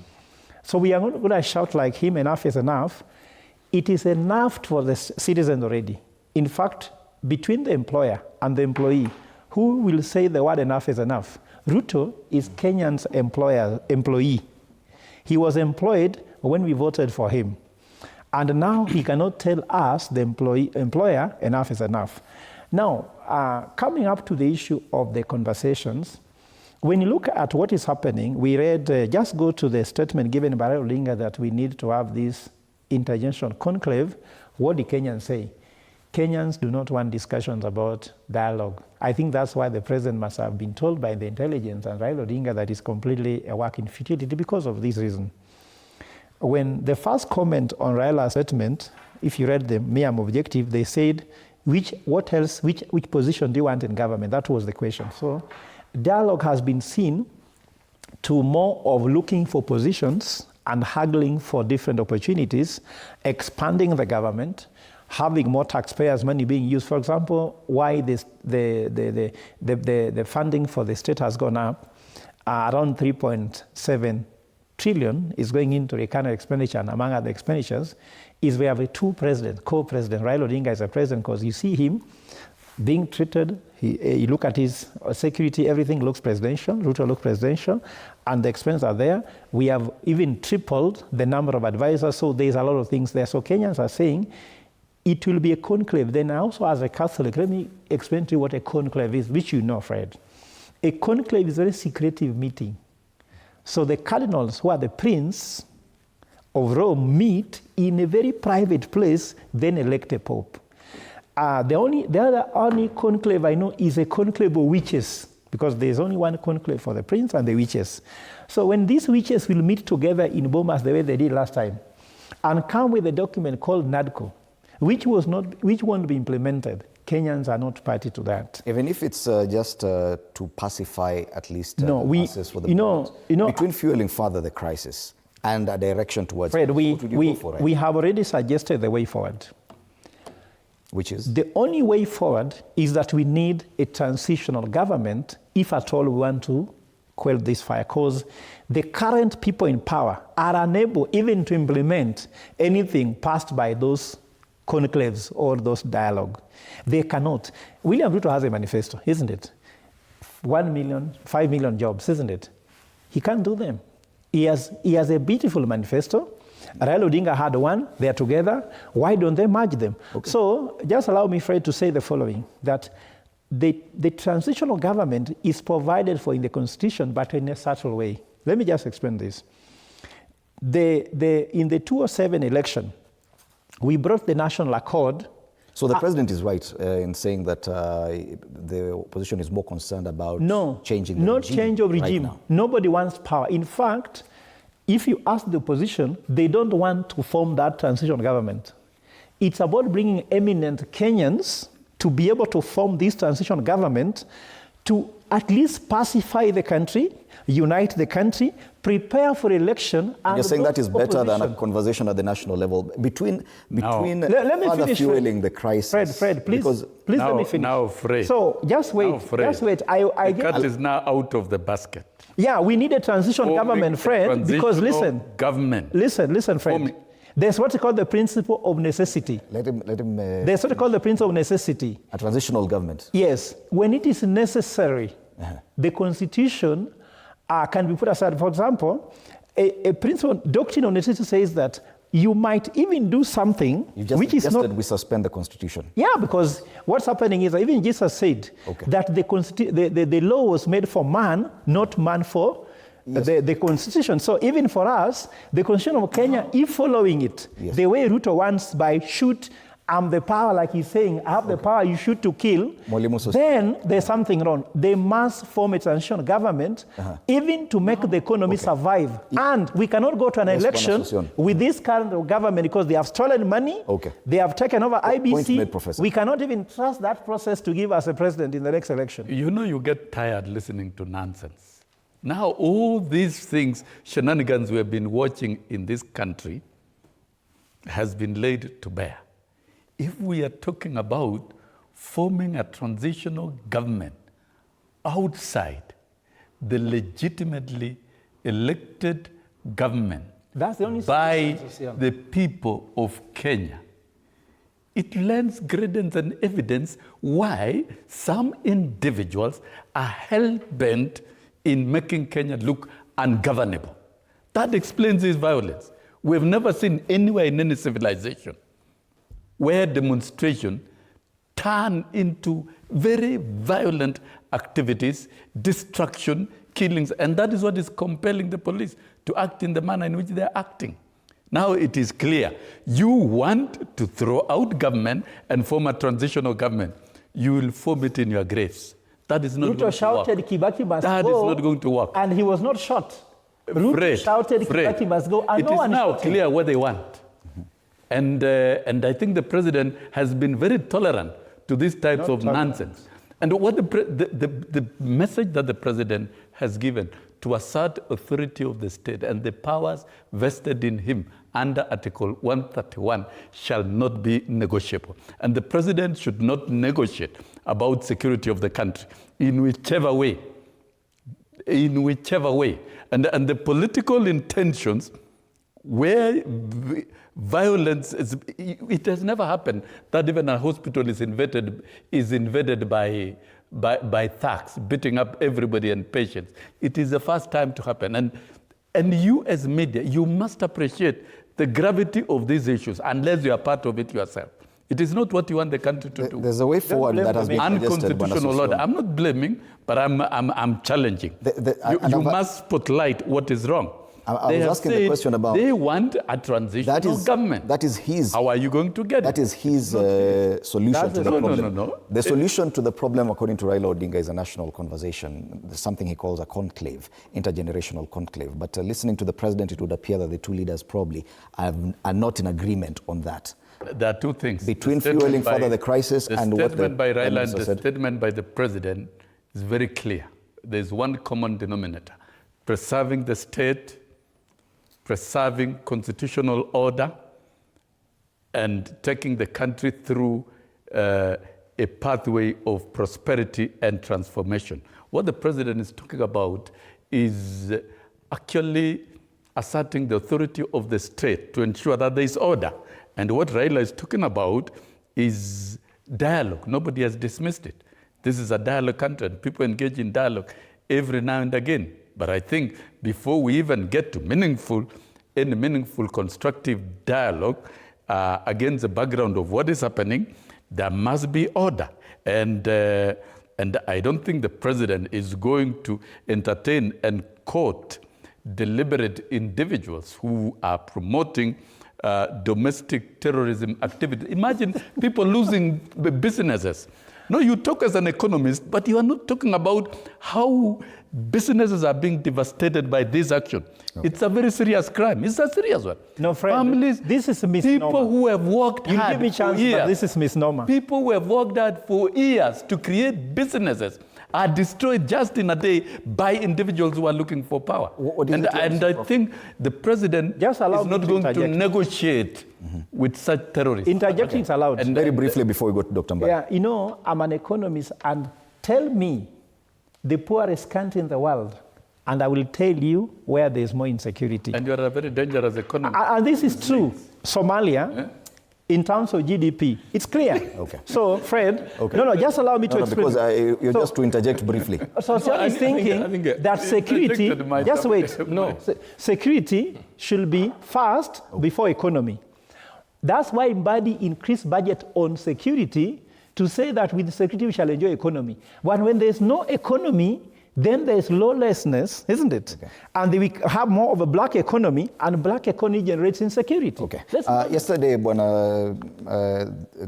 Mbaye, your party leader, was very clear and said no one wants to kick out Ruto now. It is there on the front pages today. He said no one is interested in removing President Ruto from power. But listening to the prof here, there could be other ideas. He talks about transitional government. Do you share? Do you share those ideas? Let me say this, and so that we are very clear, we are here to educate Kenyans and discuss. I want to say the following. One, we are not party to any dialogue. We respect the Honorable Raila Odinga very much. For me, as a student of political science and leadership, we studied Raila Odinga since 1974 when he was a lecturer at the University of Nairobi. We respect elders, especially in our profession. So, two, Raila Odinga is a master of dialogues that get into some working formula of getting to power through the back door, since the Moi era and all that. So we are not party to that. Number two, he tested dialogue when he went into a regiment with UDA about the 10-point agenda. I mean, he went to do testing. It didn't work, because if it worked, out of the 10 points, there was the issue of corruption, the issue of state capture, the issue of reforms. Two points out of the 10 were about stopping abductions, killings, the issue of compensation. 2 points. It is 6 months. There's no resource to show. So we cannot go to where it has failed. We can't go to that direction completely. Let everybody remove it. I saw also Dr. Fred Matiang'i mentioned about dialogue. We are not going to go that direction. It is done. And please, let nobody ask us about that anymore. So what would be the route, the best route towards a solution to the kind of... Thank you very much. I'm coming there. Now, the route is this, Fred. Number two, our party leader said it yesterday. I want to repeat it today on record. Please, I sit in NEC. I'm saying authoritatively. We are speaking here to the nation. We are not going for anything called regime change. It is a creation of NIS and the state. I am saying this again. Nobody should ask us that question again. Please, Kenyans, don't be distracted. Please. We are your sons. You sent us here to come and think and give you direction. Don't be distracted anymore with the issue of regime change. It's a decoy. We are waiting for the 10th of August. The president asked how he wants to go. It is 1/10 of August, or himself and God to decide how to go. But for us, we are waiting for the 10th, because we have no other supernatural powers of doing anything. Please, Kenyans, if you make a mistake of going through this issue of half-term, the state will cling into that and cause fear. Maybe make postponement of elections. There are people in this system who believe there are no elections. They want to create anything. Play around with IBC or cause chaos. The act allows that there will be no elections if there is some kind of war. So be careful, Kenyans. Between now and next year, December, let there nobody, even if you are provoked, please keep away. Use constitutional means to fight your battles. Let us stop the election. We have studied this country since 1895. But you do agree, Dr. Mbaye, that there's a crisis right now that needs to be dealt with? I'm coming there now. After saying those two things, format of record, I'm going to the third one. People are saying this on the ground, Fred. Instead of trying to do diversionary about dialogue, the president and the state should do the right thing. He saw by the Bible. He promised 1 million jobs per year himself. He spoke passionately about industries. He spoke passionately about young people. Please do the right thing. Don't begin running away. Dialogue this, somebody wants to remove us. And then, spanning narrative of the young people. Arresting 500. When judges say there are no charges about what you are intending to do, you rearrest them and charge them with terrorism. What we used to do in the Moi era. What do Kenyans want? Let me tell you. Young people are saying, please don't call us for meetings. Do the right thing. Stop killing. Listen. I'm still struggling to find the... No. I'm coming. No, I'm telling you. Please, Fred, from the year, the 2022, President promised jobs. Please come and tell us, out of the million jobs, it's now 3 million jobs that should be done. How many have you done? Those are the things Kenyans want. Please. Kenyans want, stop accusing some opposition leaders of sponsoring violence when you know who is doing the violence. Stop doing these kind of things of upgrading charges to terrorism. So you're waiting on the president to give us a solution Please, out of the can I be very clear? Please, Fred, I don't know what solution people are looking for. You are the president. You cannot begin crying and you are the president. How? Fred, what do you want? No, wait a minute. You are the president. Then it seems there was a capacity issue. But you're the same people accusing the president, saying that he has failed in his job. Then how do you expect a solution from him right now? Fred, let me tell you something. There are two things. If you don't think you have the capacity, there's only one thing to do. There's only one thing. If you think things are overwhelming you, because that's what we are looking at now. If things have overwhelmed you, there's only one thing to do. Just resign. There are no two ways about it. Because, Fred, you don't come and tell us. Look at this. Instead of being frank enough that things have gone haywire, you called Raila Odinga to your government so they can help you. And put experts all over the place. And picked people all over the place. Remove the deputy president, put him on another one that you thought is going to help you. You cannot begin crying now. You cannot cry now. You had the chance and decided Legacy has to go. Some ministers have to go because they are a burden to your government. You put in your own people. You cannot cry 1 year after impeachment of Rigathi Gachagua. Surely, I thought you knew what you wanted to do. Now, you can't come and begin killing people you're supposed to give them jobs. Fred, I want us to be very clear because it's important. When students of politics and government will be studying what is happening, it's important for you to know. I sent you a clip where the president mentioned passionately about creating jobs. First of all, the youth issue is, you are saying that it has been there since. It's true. During Kibaki time, everybody spoke. Presentations were done like saying, youth is a time bomb. It's going to explode. Okay. It has exploded. Because the honeymoon that this government had to deal with the youth issues was only 2 years. Okay. You mentioned earlier that you noted that one of the opposition leaders currently, Dr. Fred Matiang'i, also suggested dialogue as a possible way out of this crisis. Are you saying that this is not the position of the unified opposition parties, that you cannot go for dialogue? Does it mean that there's a split or a lack of agreement between the opposition leaders? One thing I normally say here, we are so many, right? We are quite a number of leaders in the opposition, and people can talk. When you interview me, I can say something out of my mind, but it is not the position of the united opposition to go for any form of dialogue. It's another distraction. I will tell you distractions. Distractions is what I've told you. One, distraction is this issue of dialogue. Distraction is the issue of trying to tie some leaders with criminal activities of sponsoring violence instead of going for the little people who gave young people money, told them to go and loot and ban Mount Kenya businesses. That's another distraction. And by the way, Fred, it is very clear. You cannot tell me, the questions I want us to ask, and those are the questions going forward I want us to agree with. And first of all, tell us about the Subarus that were killing people. Tell us about why in Dagoretti, when people are saying that some guns were stolen, tell us how, just paint to us a picture. Okay. What happened, how young people who are not armed, they don't have stones, they can go to and steal guns. Please paint, Kenyans are asking those questions. Tell us why all the people that were banned, people are saying we don't know those people. Please the state. Okay. Don't do violence against your own people and then blame it on other people. Okay. Professor. My brother Peter Mbai, I'm sorry to say that we are in opposition together, but I want to say maybe you are having some Kenya Kwanza hangover. And what I mean by saying that is that you are still hoping that the president will do the right thing. And that's what Fred is saying. You are still saying he will do the right thing. He does not even know how to do the right thing. He doesn't know how to do it. You are telling him to resign. He thinks he's in charge. And I want to just correct the issue of Matiang'i. I listened to Matiang'i carefully, and he did not talk about a dialogue like meetings. He talked about listen. He talked about we need to listen to each other.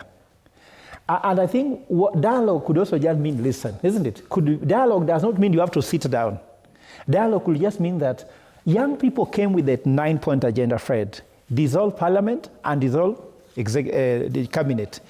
Well, he might not have to dissolve parliament, but executive, he had to dissolve it and change it. He talked about bring back Linda Mama, bring back Edu Afia, take the university funding model to pre-2022 model. They talked about remove house levy. Because you see, these kids, why are they talking about house levy? They have parents whose income has been brought down that they cannot get that extra pocket money to school, and they cannot be able to buy clothes. in my family, we haven't changed clothes for 3 years. We are just using old clothes. We go for Christmas with the clothes of the last year's Christmas because there's nothing we can do.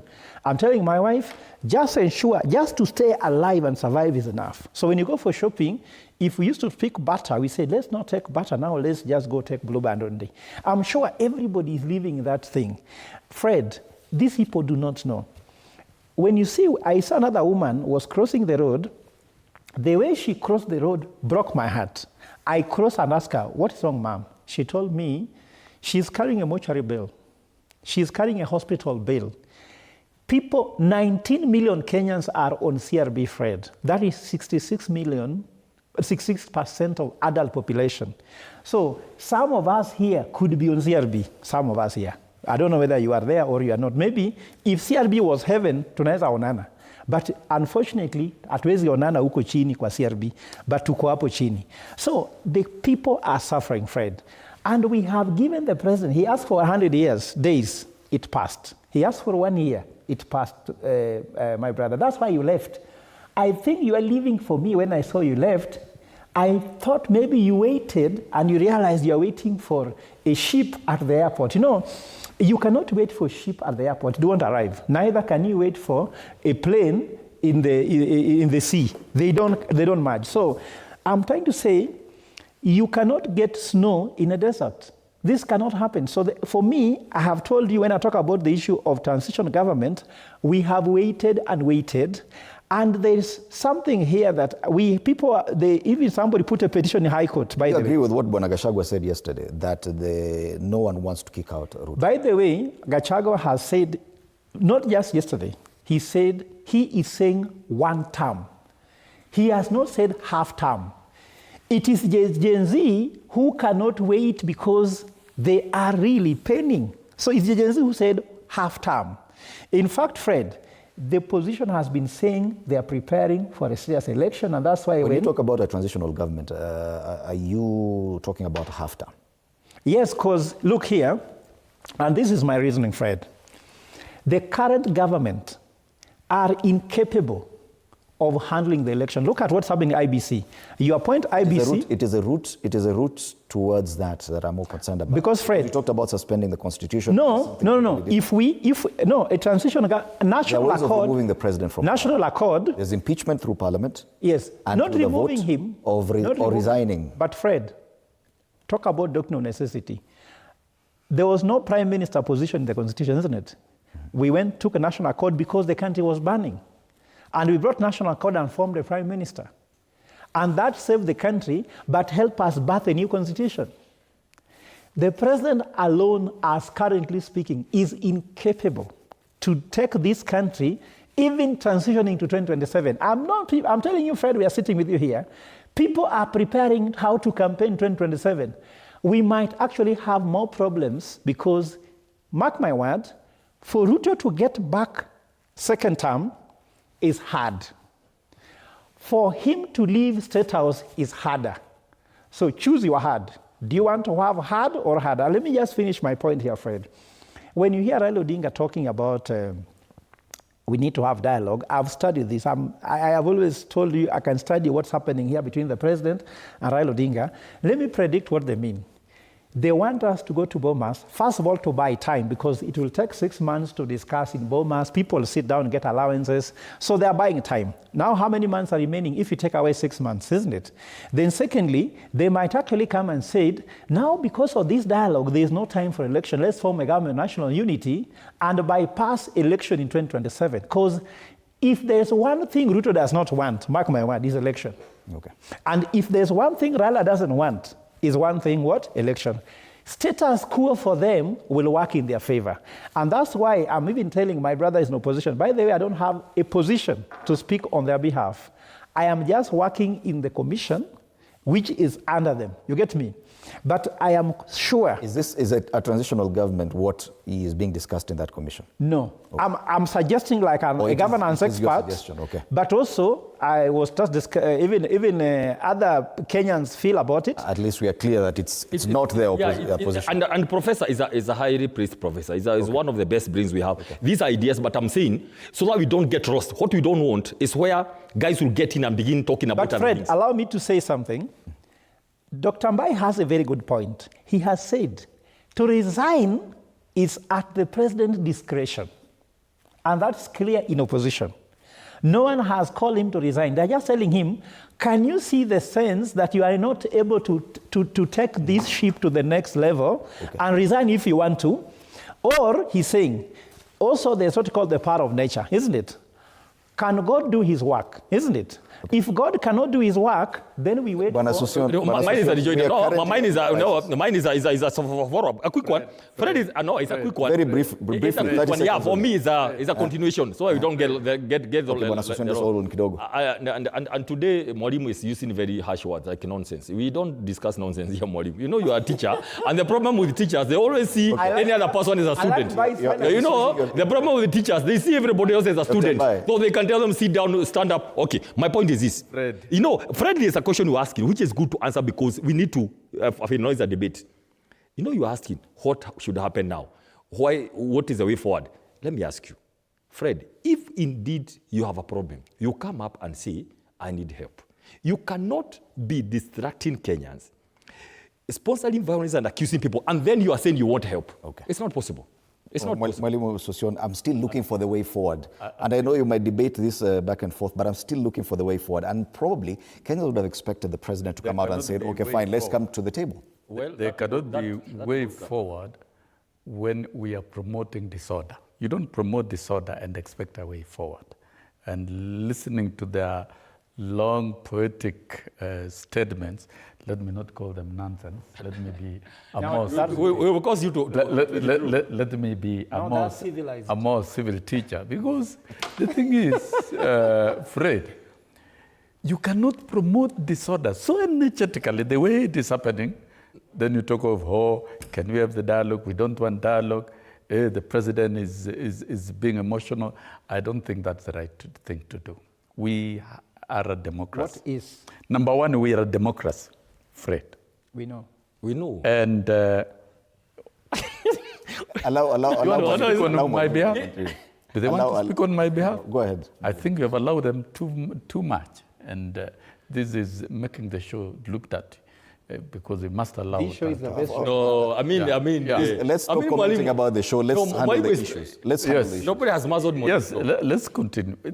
This is a democracy. That is one, and there must be constitutional order, and these demonstrations and violences, people should not run away from the elements and the aspects of violence that have been promoted by their own people. Who sponsored the violence? Allow me your people did it. In fact, if people hear you saying now, they'll be annoyed. Let's allow him to allow me to go ahead, Mwalimu. Speak. Now, against the background of intensive violence that is affecting Kenyans are losing lives, Kenyans are losing property. We must stop and think.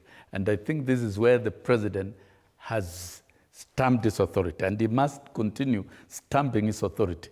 Before we think of dialogue and anything else, let us have law and order in place first. That is number one. Number two, Mbai and Fred should know that we are a democracy. And if you talk of a transition of government, then you are breeding civil war. You are actually, outrightly, you are breeding civil war because there's a government in authority. There are people who have been elected. They have tenure. And if you want any regime change, because they cannot speak from two sides of the mouth, tell us exactly what you want. Don't make statements and your actions are not matching with your statements, where you are deliberately promoting violence, promoting lies, faking abduction, Remember the Honorable Koimburi faking abduction and hiding in a hospital? Oh, no, for example. let's not go No, those are basic elements, the building blocks to the activities that we have at the moment. I'm still looking for a suggestion on the way forward. He's buying time. The way forward is what the president has stated. Don't you There think is that another is way further forward. fueling the You cannot undermine what the president has stated is what will carry. There will be law and order in the country enforced. The elements who are promoting terrorism activities should be dealt with by the criminal justice system. And yes, that is the way out. They should. Yeah, they should. Because there is no other price to lawlessness. And lawlessness that borders on terrorism. And you've heard it's not only the president, and I've stated in this show, the president of the Supreme Court has spoken that the actions that are being witnessed are bordering on terrorism. When we are at the point of terrorism, then we are almost at the brink of a civil war. And this one must be nipped in the bud. Briefly, before we go on a break. And it is not going to be stopped, Fred, and this is not going to be stopped through a cup of tea. Okay. It is going to be stopped through lethal force and lethal briefly before we go on a break. Let me first of all acknowledge that William Ruto is the President of the Republic of Kenya, elected by the people of Kenya, legally legitimate, but social legitimacy has been lost. What is social legitimacy? Deliver to what people elected you to be. Fred, you are the head of your family, but that head has a function. If it does not deliver, you step down. I remember as a young boy, whenever we could accuse our father before our mother, and he was the chair of the family, he used to step down so that my elder brother, who is now a priest, chairs the meeting. Because you cannot be presiding over anarchy himself. You are talking about the issue of terrorism. Who is shooting people? Who killed Ojwang? Ojwang was killed by goons. And these kids who have died, when their mothers hear you, Sosion, one day you leave government and you're going to leave very soon. How will you be on the other side when they are hearing you now crying over what is happening to you? And soon, Sosion, you are going to be where we are, the pain we are having. Now, power has made you not see it. So as far as I'm concerned, the social license to rule cannot be stolen and cannot be pretended about. But legal licenses can be stolen. Have you had doctors who practice doctor with fake certificates? Teachers, I'm sure, who are teaching, who have no real certificate. But social license, Fred, must be given by the people. And when the people says it is over, if they said they don't have faith in you, let him walk on the street here, he will see for telling him, you must go. And the Ruto must go was not that somebody wants to remove him. They are just telling him, we have waited in vain, unless instead of shouting and saying we will shoot to kill, go back to State House and issue a statement to address the people's concerns, and they will give you back the social license. The only person to handshake is not Raila Odinga, and it's not any other person. I also say they are looking for Kalonzo. Kalonzo says he does not want anybody. Go and handshake Kenyans and deliver to them healthcare, education, employment. Before we go on a break, let's give Dr. Mbaya an opportunity. Yeah, I want to say this, and I want to stick to what Kenyans are saying and what Kenyans think should be done. One, the president is angry, Fred, because the thing he has been planning about, this violence, Fred, then tied to some people, taking people to court so they can implicate leaders all the way to the top, has failed. We have Wanjiku Thega, she's our DCP youth leader. We have Kawanjiro, who is our youth leader in Kiambu. They were arrested, and I was in court the whole day, in solidarity with my NEC member, colleague. And there were two young men and Wanjiku Thega. The police were tying them into one charge of possessing the firearms that were stolen from Dagoretti. Nobody believes that story. So we were trying to tell the court, Wanjiku Thega, was she found with the firearm? But they were insisting on tying Wanjiku Thega to the two young men, so that it's not just a simple case, it's a simple case of actually stealing, attacking a police station and stealing firearms. The whole issue of, so that right now, when the whole day we argued, and the magistrate said there are no charges, there's nowhere, and they were released on a free bond, on a cash bail. Now they were rearrested. Second thought, no, we are losing it. And since we want these people to increment to incriminate leaders all the way to the second deputy president. They have to go through doing all those kind of things. That's why the president is angry. His prot is coming down. People are discovering that it is the state that is actually attacking them. People are discovering it is a 41 against 1. Try to make chaos so much in Mount Kenya so that now it looks like it is only one legion in the whole country that's against the president. And that is the issue I want us to discuss after the break. Even the conversations online are getting tribal, and we risk changing the conversation into something that we are not really ready for. That after the break. You're watching Morning Cafe.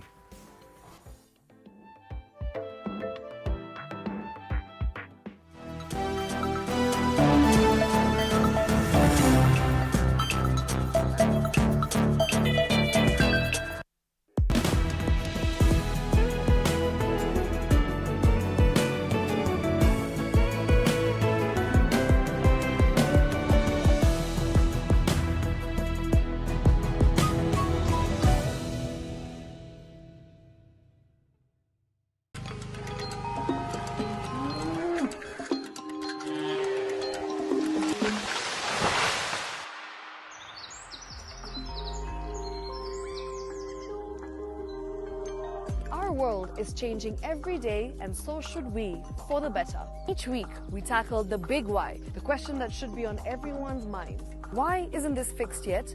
Deforestation, global warming, and the adverse effects of climate change. The future isn't just something that we inherit, it's something that we create. Join us on The Green Fix as we tell the stories of those who refuse to give up.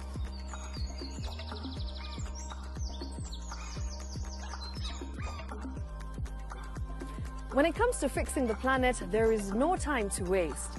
Join me, Shiksha Arora, on Thursdays at 9 p.m. on The Green Fix as we look into the big why, you and I.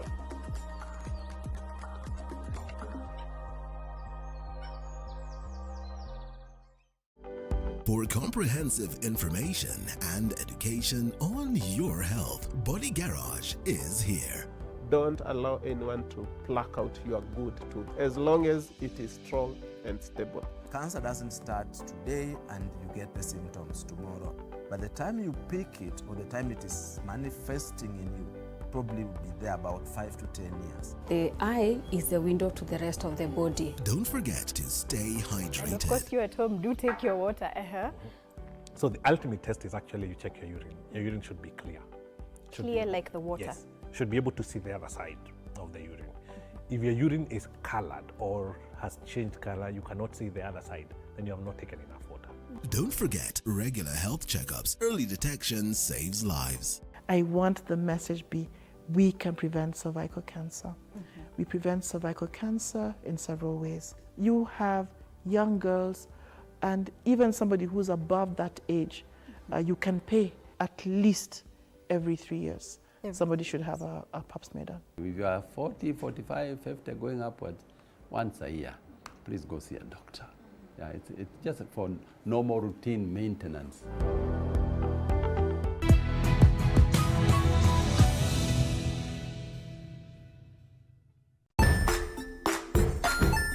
Hey there, friends. Welcome to Kids on the Block, where fun and imagination come alive. We dive into magical world filled with exciting adventures and awesome friends. What position were you in? I was number 2. What position were you? Number 1. He decided to cross the bridge by his house and look for food on the other side. We're going to do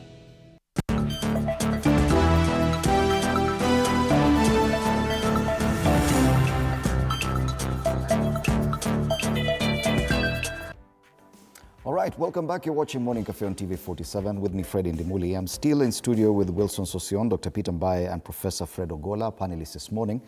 And gentlemen, I now want to appeal for sobriety, because the intention of this show is also to find a way forward and to try and resolve some of the crises that the country faces. Now, just looking and going through social media, there's a lot of tribal conversations and mentioning of this tribe, we are this, we are the other, we are all this, we are the other. And such conversations could take us down a route that we are not sure we want to take 2 years to election.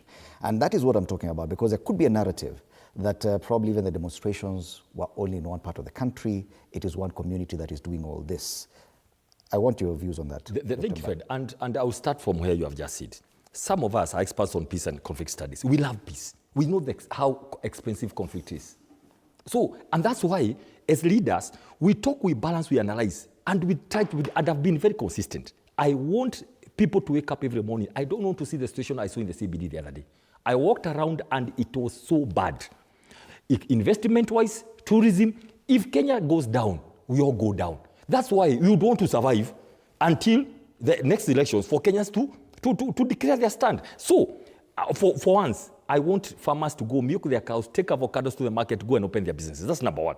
And that one we have agreed. And I will start there very consistently. And as a party of DCP, I want to restate our position on peace, enhancement, and prevention of conflict. 2, who is this person? Who is in charge of peace and stability in this country? It is the head of state. What has been happening 41 against 1? Anytime he goes outside the Mount Kenya, he will say, Wakabila, watu ya chuki, referring to second deputy president and Mount Kenya people. Now, Kenyans are angry because they're asking, why is it that you are against us? Why this violence in one part of the country? Fred, can I ask you a logical question? How can the second deputy president, he has a lot of base in Mount Kenya, go and sponsor violence against Maguna Supermarket, Quickmart, Naivas, businesses owned by his own people? What is the logic? It is only one answer. This is state-sponsored violence against the people of Mount Kenya, so that there is a lot of anarchy, and the other people are being asked to see, look at these people are fighting me because they want to remove me from power. You are the one who removed Ligiji from power. He never resigned. It is you who kicked him out. So please deal with the consequences. It is Mount Kenya who gave you 47% of the votes. But you decided to do the politics of betrayal and conmanship and deceit. You kicked him out. So you cannot come and sponsor violence against your own people.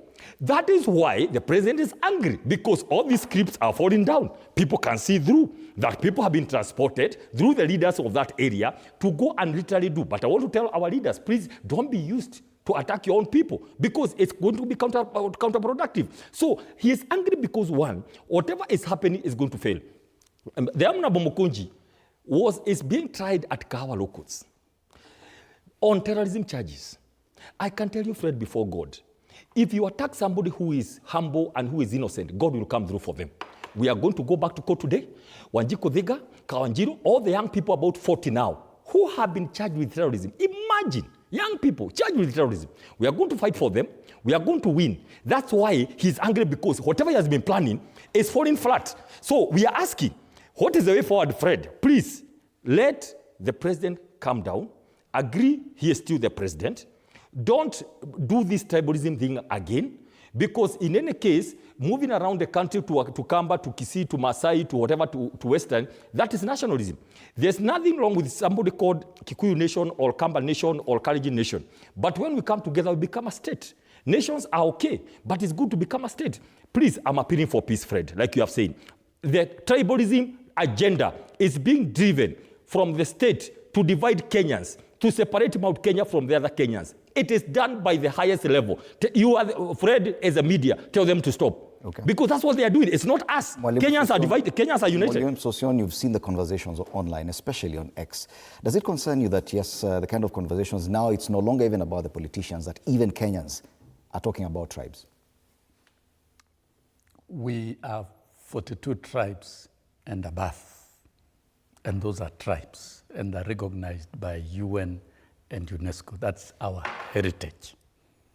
But at this point, when you are dealing with politics, it is very wrong. And not just wrong, it is primitive to slide back to tribal cocoons, to mobilize our tribes for political numbers, yet we are not delivering anything in return. These activities, the overtones in terms of ethnicity, I cannot speak from two sides of the mouth. They have told Kenyans that the people of Mount Kenya are under attack from the government and quote unquote from the president. They've said it.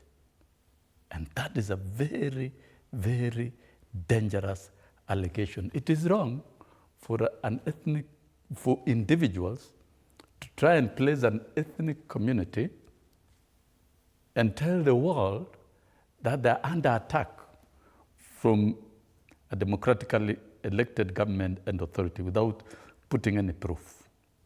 I think roping in everybody to a dirty war is not right. This is not the right thing to do. And this is where constitutional order, the rule of law, has to be in place. The person to provide that is the president, as empowered under Article 131 of the Constitution. Ethnic mongering is the wrong thing to do at this age and time in Kenya. I think Kenyans have outgrown ethnicity. We are no longer slaves of our tribes. We've integrated, we've chilled. Our tribal languages and cultures are simply edifices of the beauty of our origin. And it is a heritage of the country. But it cannot be weaponized for political reasons. And if there is one president who has fought ethnicity with his life and cannot be doubted, is President William Ruto. And all the, yes, that's very clear. So trying to bring, it is true, that's a fact. I mean, so trying to drag it and look like some ethnic communities are being stereotyped, are being victimized, is wrong. And it is wrong to... But that's what is happening. If we leave it to politicians... And it is wrong, Fred. And it is wrong, Fred. The art of tribalism. And Fred... But seeing it go down to the level of Kenyans on social media discussing tribe, how does it make you feel?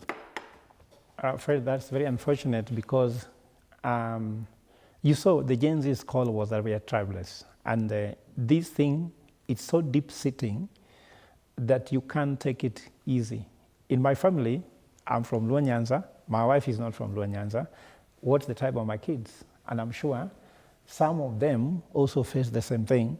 I also have families where someone has married from 3 communities. So which tribe is that family? Totally is unnecessary. And Fred, let me just tell you where this comes from. First of all, I'm talking to Kenyans, not even the president or government. Our language, Fred. You've heard these things. Kalenjin nation. Fred, last time I was here, I was arguing against these things of saying Kalenjin nation, Luo nation. No, there's one nation in Kenya, which is Kenya, isn't it? The country in Kenya. So our language will be shaped. The other thing which I want Kenyans to stop using, this thing of saying, we are in Kenya Kwanza government. The Constitution of Kenya recognizes government of Kenya. And I want to recognize our founding father, Kenyatta, who said, you are the government.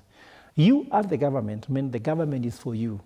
And when people feel excluded from the government, then they go to belong to their tribe. But when people feel they belong to the government, then they see the unity. The symbol of unity as a flag, the emblem, the president, State House, isn't it? When a policeman with the crown shoots somebody, isn't it? When the police station is seen as the place of torture and aggression, when State House is ring-fenced with wire mesh, isn't it? When the president is seen more of authority rather than a leader, a father figure, if you ask even a young child, when you hear the name Ruto, what comes to your head? You don't see a father, isn't it? We need to see that. When I was growing up, when I would see, for example, the picture of Kenyatta in the money, because for me, I didn't see him alive, you could see very clearly that this was a father of the nation. I'm not saying that he had no tribal issues. Me, I do not know, because that time I was not there. Moi used to look like the father of the nation. Kibaki even more. But sometimes even Uhuru was there. So if you compare all the 5 presidents now, who looks like a father? William Ruto is not there. So there's a need to approve. Then secondly, there's another language called broad-based government. No, we should not use that word broad-based government. We have the government of Kenya, and these things of broad-based government is now trying to say there are some people inside government And there are some people outside government. So in and out makes you know that there are some people gaining while others are losing. Yet, oxygen in Kenya, everybody is getting. All of us are paying taxes, isn't it? And all of us should actually have services. Employment opportunity should be to everyone. No one should be inside on others. So there is a misnomer that I want to correct. You hear Luos have been told that they are in government, so they should allow the Kikuyus to fight their own war. That has been a narrative brought by the state. And the people from Luo Nyanza, if you look about the guys of Kaluma, they mention it a lot. Attendees, they say it openly. I'm sure these things you can get. That language should stop because it is a lie. Luos are not in government. And numbers don't lie, Fred. How many CSS come from Luo Nyanza? 2 that I know, isn't it? How many PSS come from Luo Nyanza? Only 2 that I know. Now, Mount Kenya is being told they are not in government, isn't it? They have 8 CS in government, isn't it? They have 18 PSS in government. They are not in government. So first of all, Mount Kenya, don't listen to the fact you're not in government. You are Kenyans. You belong to the government of Kenya. Luo Nyanza, don't be told you're in government. You are actually government, even if you only have 2. But if you count, what about the Ogiek community? What about the other smaller communities? So this thing cannot add up, Fred, because even if you want to mean that having a PS or a CS makes you in government, the Constitution talked about 23. If the Constitution were considering that every tribe must have a CS, then they could have used the number of tribes to determine the number of PSS and CSS. Fred, I used to work in Strathmore. I don't have to be in government, but there's a way the government creates enabling environment for me to work where I'm working, so I'm in government. So our language needs to change. Let's go back to what's called patriotism and make these things work. Then, what we talk about the issues of negative ethnicity. Raila Odinga is the one who talked a lot about negative ethnicity. He used to mention it very frequently, isn't it? Now, the people who are under him should also listen to what he used to say, negative ethnicity. Why was Raila talking about negative ethnicity? My brother Sosion, no one wants to take away from you the richness of your culture. When you say Luo, we should see the richness of a Luo culture. What makes somebody Kikuyu? What makes somebody a Kamba? What makes somebody Kalenjin? What makes somebody Luya? There's a way on which God found out that by having us in this same environment called Kenya, we can enrich each other.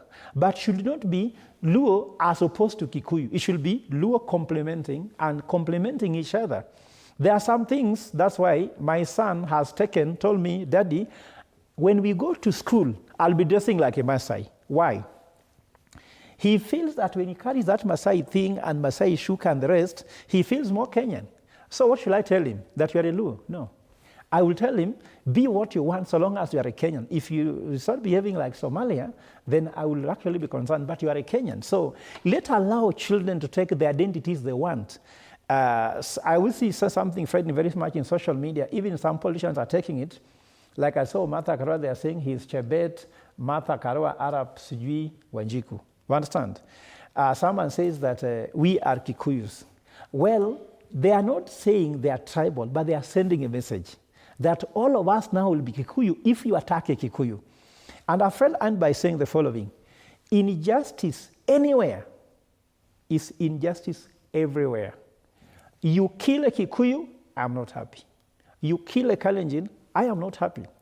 And I want to tell you, in the Kenya Kwanza government, the bullet cannot select the tribe. The bullet will hit anybody on the way. So even if you shoot, it will hit somebody. Also, that person throwing a stone, you should know the stone does not know how to distinguish a tribe. When you go to shops, like now, sorry to say that the opposition said go and boycott these shops. Go and boycott Nakumat now. You will realize your tribesmen also suffer. Go ban Quickmart. You'll be told by your cousin, I lost my job when, your cousin may not know the one who banned it, but tell you, by the way, I lost my job when Quickmart was banned. Kenyans, let us not shift the goalpost. Okay. The Kenyan problem is not political. The Kenyan problem is economic. And tribe is a political tool, because tribe cannot be an economic tool. So don't allow to shift the tribe card to be applied economically because it does not add up. 98% of people who pay me are not from Luo Nyanza. So if I start looking to look like a Luo, even my M-Pesa will be very quiet. All right. 3 minutes each for your final comments. Yeah, one for me, we don't talk about tribes in peace and conflict studies. We talk about communities. It's a better word. You know, you have to school some people. You know, you can be a professor in economics, but maybe there are some things that you don't know. We talk about communities. It is allowed to have a nation. We have the Luo nation, Maasai nation. Then you come together, you form a state. That's what happens. Number two, Fred, what is the way forward? Fred, we have seen that this government, since 2024 June, has no capacity or willingness to handle the issues that have happened with the Gen Zs. So what we are going to do through the commission that we have established under the chairmanship of Justice Muturi, and we have a commissioner here, is to get all the cases. We are going to go to court to ask for their compensation and everything up to where we have reached so far. We are going to go to court to file habeas corpus to produce anybody who says their person has disappeared. They are going to be produced in this court here. We believe in judiciary. Number two, very importantly, in the next few weeks, Commissioner will tell us, because they are yet to have a meeting, we want to present all what has happened in Kenya since June 2024 to the ICC. We are going to petition to them. We'll invite them to come and do thorough investigations. That's when you'll know who went to Dagoretti police station to go and, do something called like going to steal guns. The truth will be found in this country. There will be nobody like witness, whatever. They are going to have witnesses. Since we are not able, we are blaming each other. The state is supposed to know who is saying it's other people. Let the ICC come and tell us who went and banned Kikuyu, went and, selective constituencies, Moro here, Naivasha here, then you leave Nakuru, you go to Olkalau, because of Medo, you go to Kikuyu, target Akina Karungu Adhango, target the MPs who are aligned to the opposition. That's going to come true. Kenyans, please, if you have anybody who got dead, all these kind of things, the people in court, Fred, we are going to pursue their rights. We are going to make sure all of them get substantial. We are going to have our lawyers there to help them. Number three, very importantly, I've just gotten a message here that you remember the way forward for us. Two things quickly. Let young people get IDs. Number two, we'll wait for the voter registration. You'll ask me a question on IBC. I've gotten a message. You remember that case of Kelvin Loy Omondi and Boniface Mwangi versus the National Assembly and Chief of Staff and the Head of Public Service. It was supposed to be delivered, the judgment was supposed to be delivered on Tuesday. It will be delivered today at 2 p.m. at the Open Court on the Judicial Review Division, Milimani. What I can tell Kenyans, don't worry. What I can promise Kenyans, we are not going to fight so hard for the IBC. Let them bring whoever they want to bring. The elections will be held in this country, God willing. If there's no earthquake or the world will not end, the world will not end. 10th of August on 2027, the government has a choice to allow Kenyans to vote, but whatever happens on 10th, there's going to be a proper regime change on 10th of August. That's what I can tell Kenyans. Let's have hope. Wake up and do what we are supposed to do. We will fight for what is right constitutionally. Okay. Thank you. Bwana Sossion. I think you've heard regime change. That is according to the Constitution. That is the Kibwagizo in Kiswahili. And that is the common denominator around here. Call it anything, we talk in any other direction. But I think, Fred, we must allow the country to develop a strong political ecosystem that is peaceful and that grants every citizen the right and freedom to fulfill themselves, to do business and to do everything. We cannot promote anarchy every other time in the name of demonstrations and other things. And I think the call by the president for constitutional order and dealing with criminal elements who are sponsoring chaos is the right thing to do. The criminal justice system should bring any perpetrator of whatever violence in the past, during these activities, should be brought to book and should be brought to justice expeditiously. That's what needs to be done. There must be law and order in the country. That is one. Two, we must create hope for everyone and every person of this country, regardless of age, whether they are young people, old people, and all of them. We must have a country that works and grows towards hope and fulfillment in terms of economic transformation and opportunities. And that this is where government should be allowed to implement this program. The president should be allowed to implement the pillars of the promise he made to the people of Kenya. And these programs will go on up to the 10th of August 2027. And it is on the basis of the delivery of the pillars from agriculture, MSME, ICT, housing, UHC, and other accompanying programs that the president will be reconsidered for re-election. Not emotional disruption that we see heightened efforts to bring down the efforts of achievements and successes of government so that by 2027 it looks like it will look like it's a failed government, and it's not going to fail. The delivery will be real. The transformation is strong, and Kenyans should not lose hope. These disruptions are temporary. They're only for a day or two, and then they die out. And nobody is going to stop anybody from exercising their political rights. Do it within the law and within the constitution and in a civil manner. But let the government work and let Kenyans receive the services they so deserve. Let the 5 years witness true economic transformation and achievement by the people of Kenya. And whether they like it or not, the one term, half term, forget about it. That is poetry. Okay. The president will be re-elected because the indicators are strong. So the president is in for a surprise 2-term that ends in 2032. So they can plan post-2032. All right. Yeah, mine, Fred, is that in moments like this, we call upon the higher powers. Mine is to put Kenyans before God. And yesterday I was reflecting on some things we do, and I want to call the nation that we need to have a national repentance. Forget about the conversation, repentance. And what I mean, there's a woman who came all the way from Meru to see me yesterday, and she told me that on the night of 14th of August, she dreamed that the country was on fire. When she woke up, there was push and pull in Bomas. Then she prayed that let Ruto become the president, not Raila. And when Ruto became the president, she works for government. She has been regretting that she prayed because she thinks her prayer was answered by God. So she said that in April, she confessed and repented for having asked God to give them Ruto, and now they are suffering. And then in the end, she said after that confession, she even refused to travel with the president because she works for government. And from there, her life changed, and she's now actually touching more hearts of people.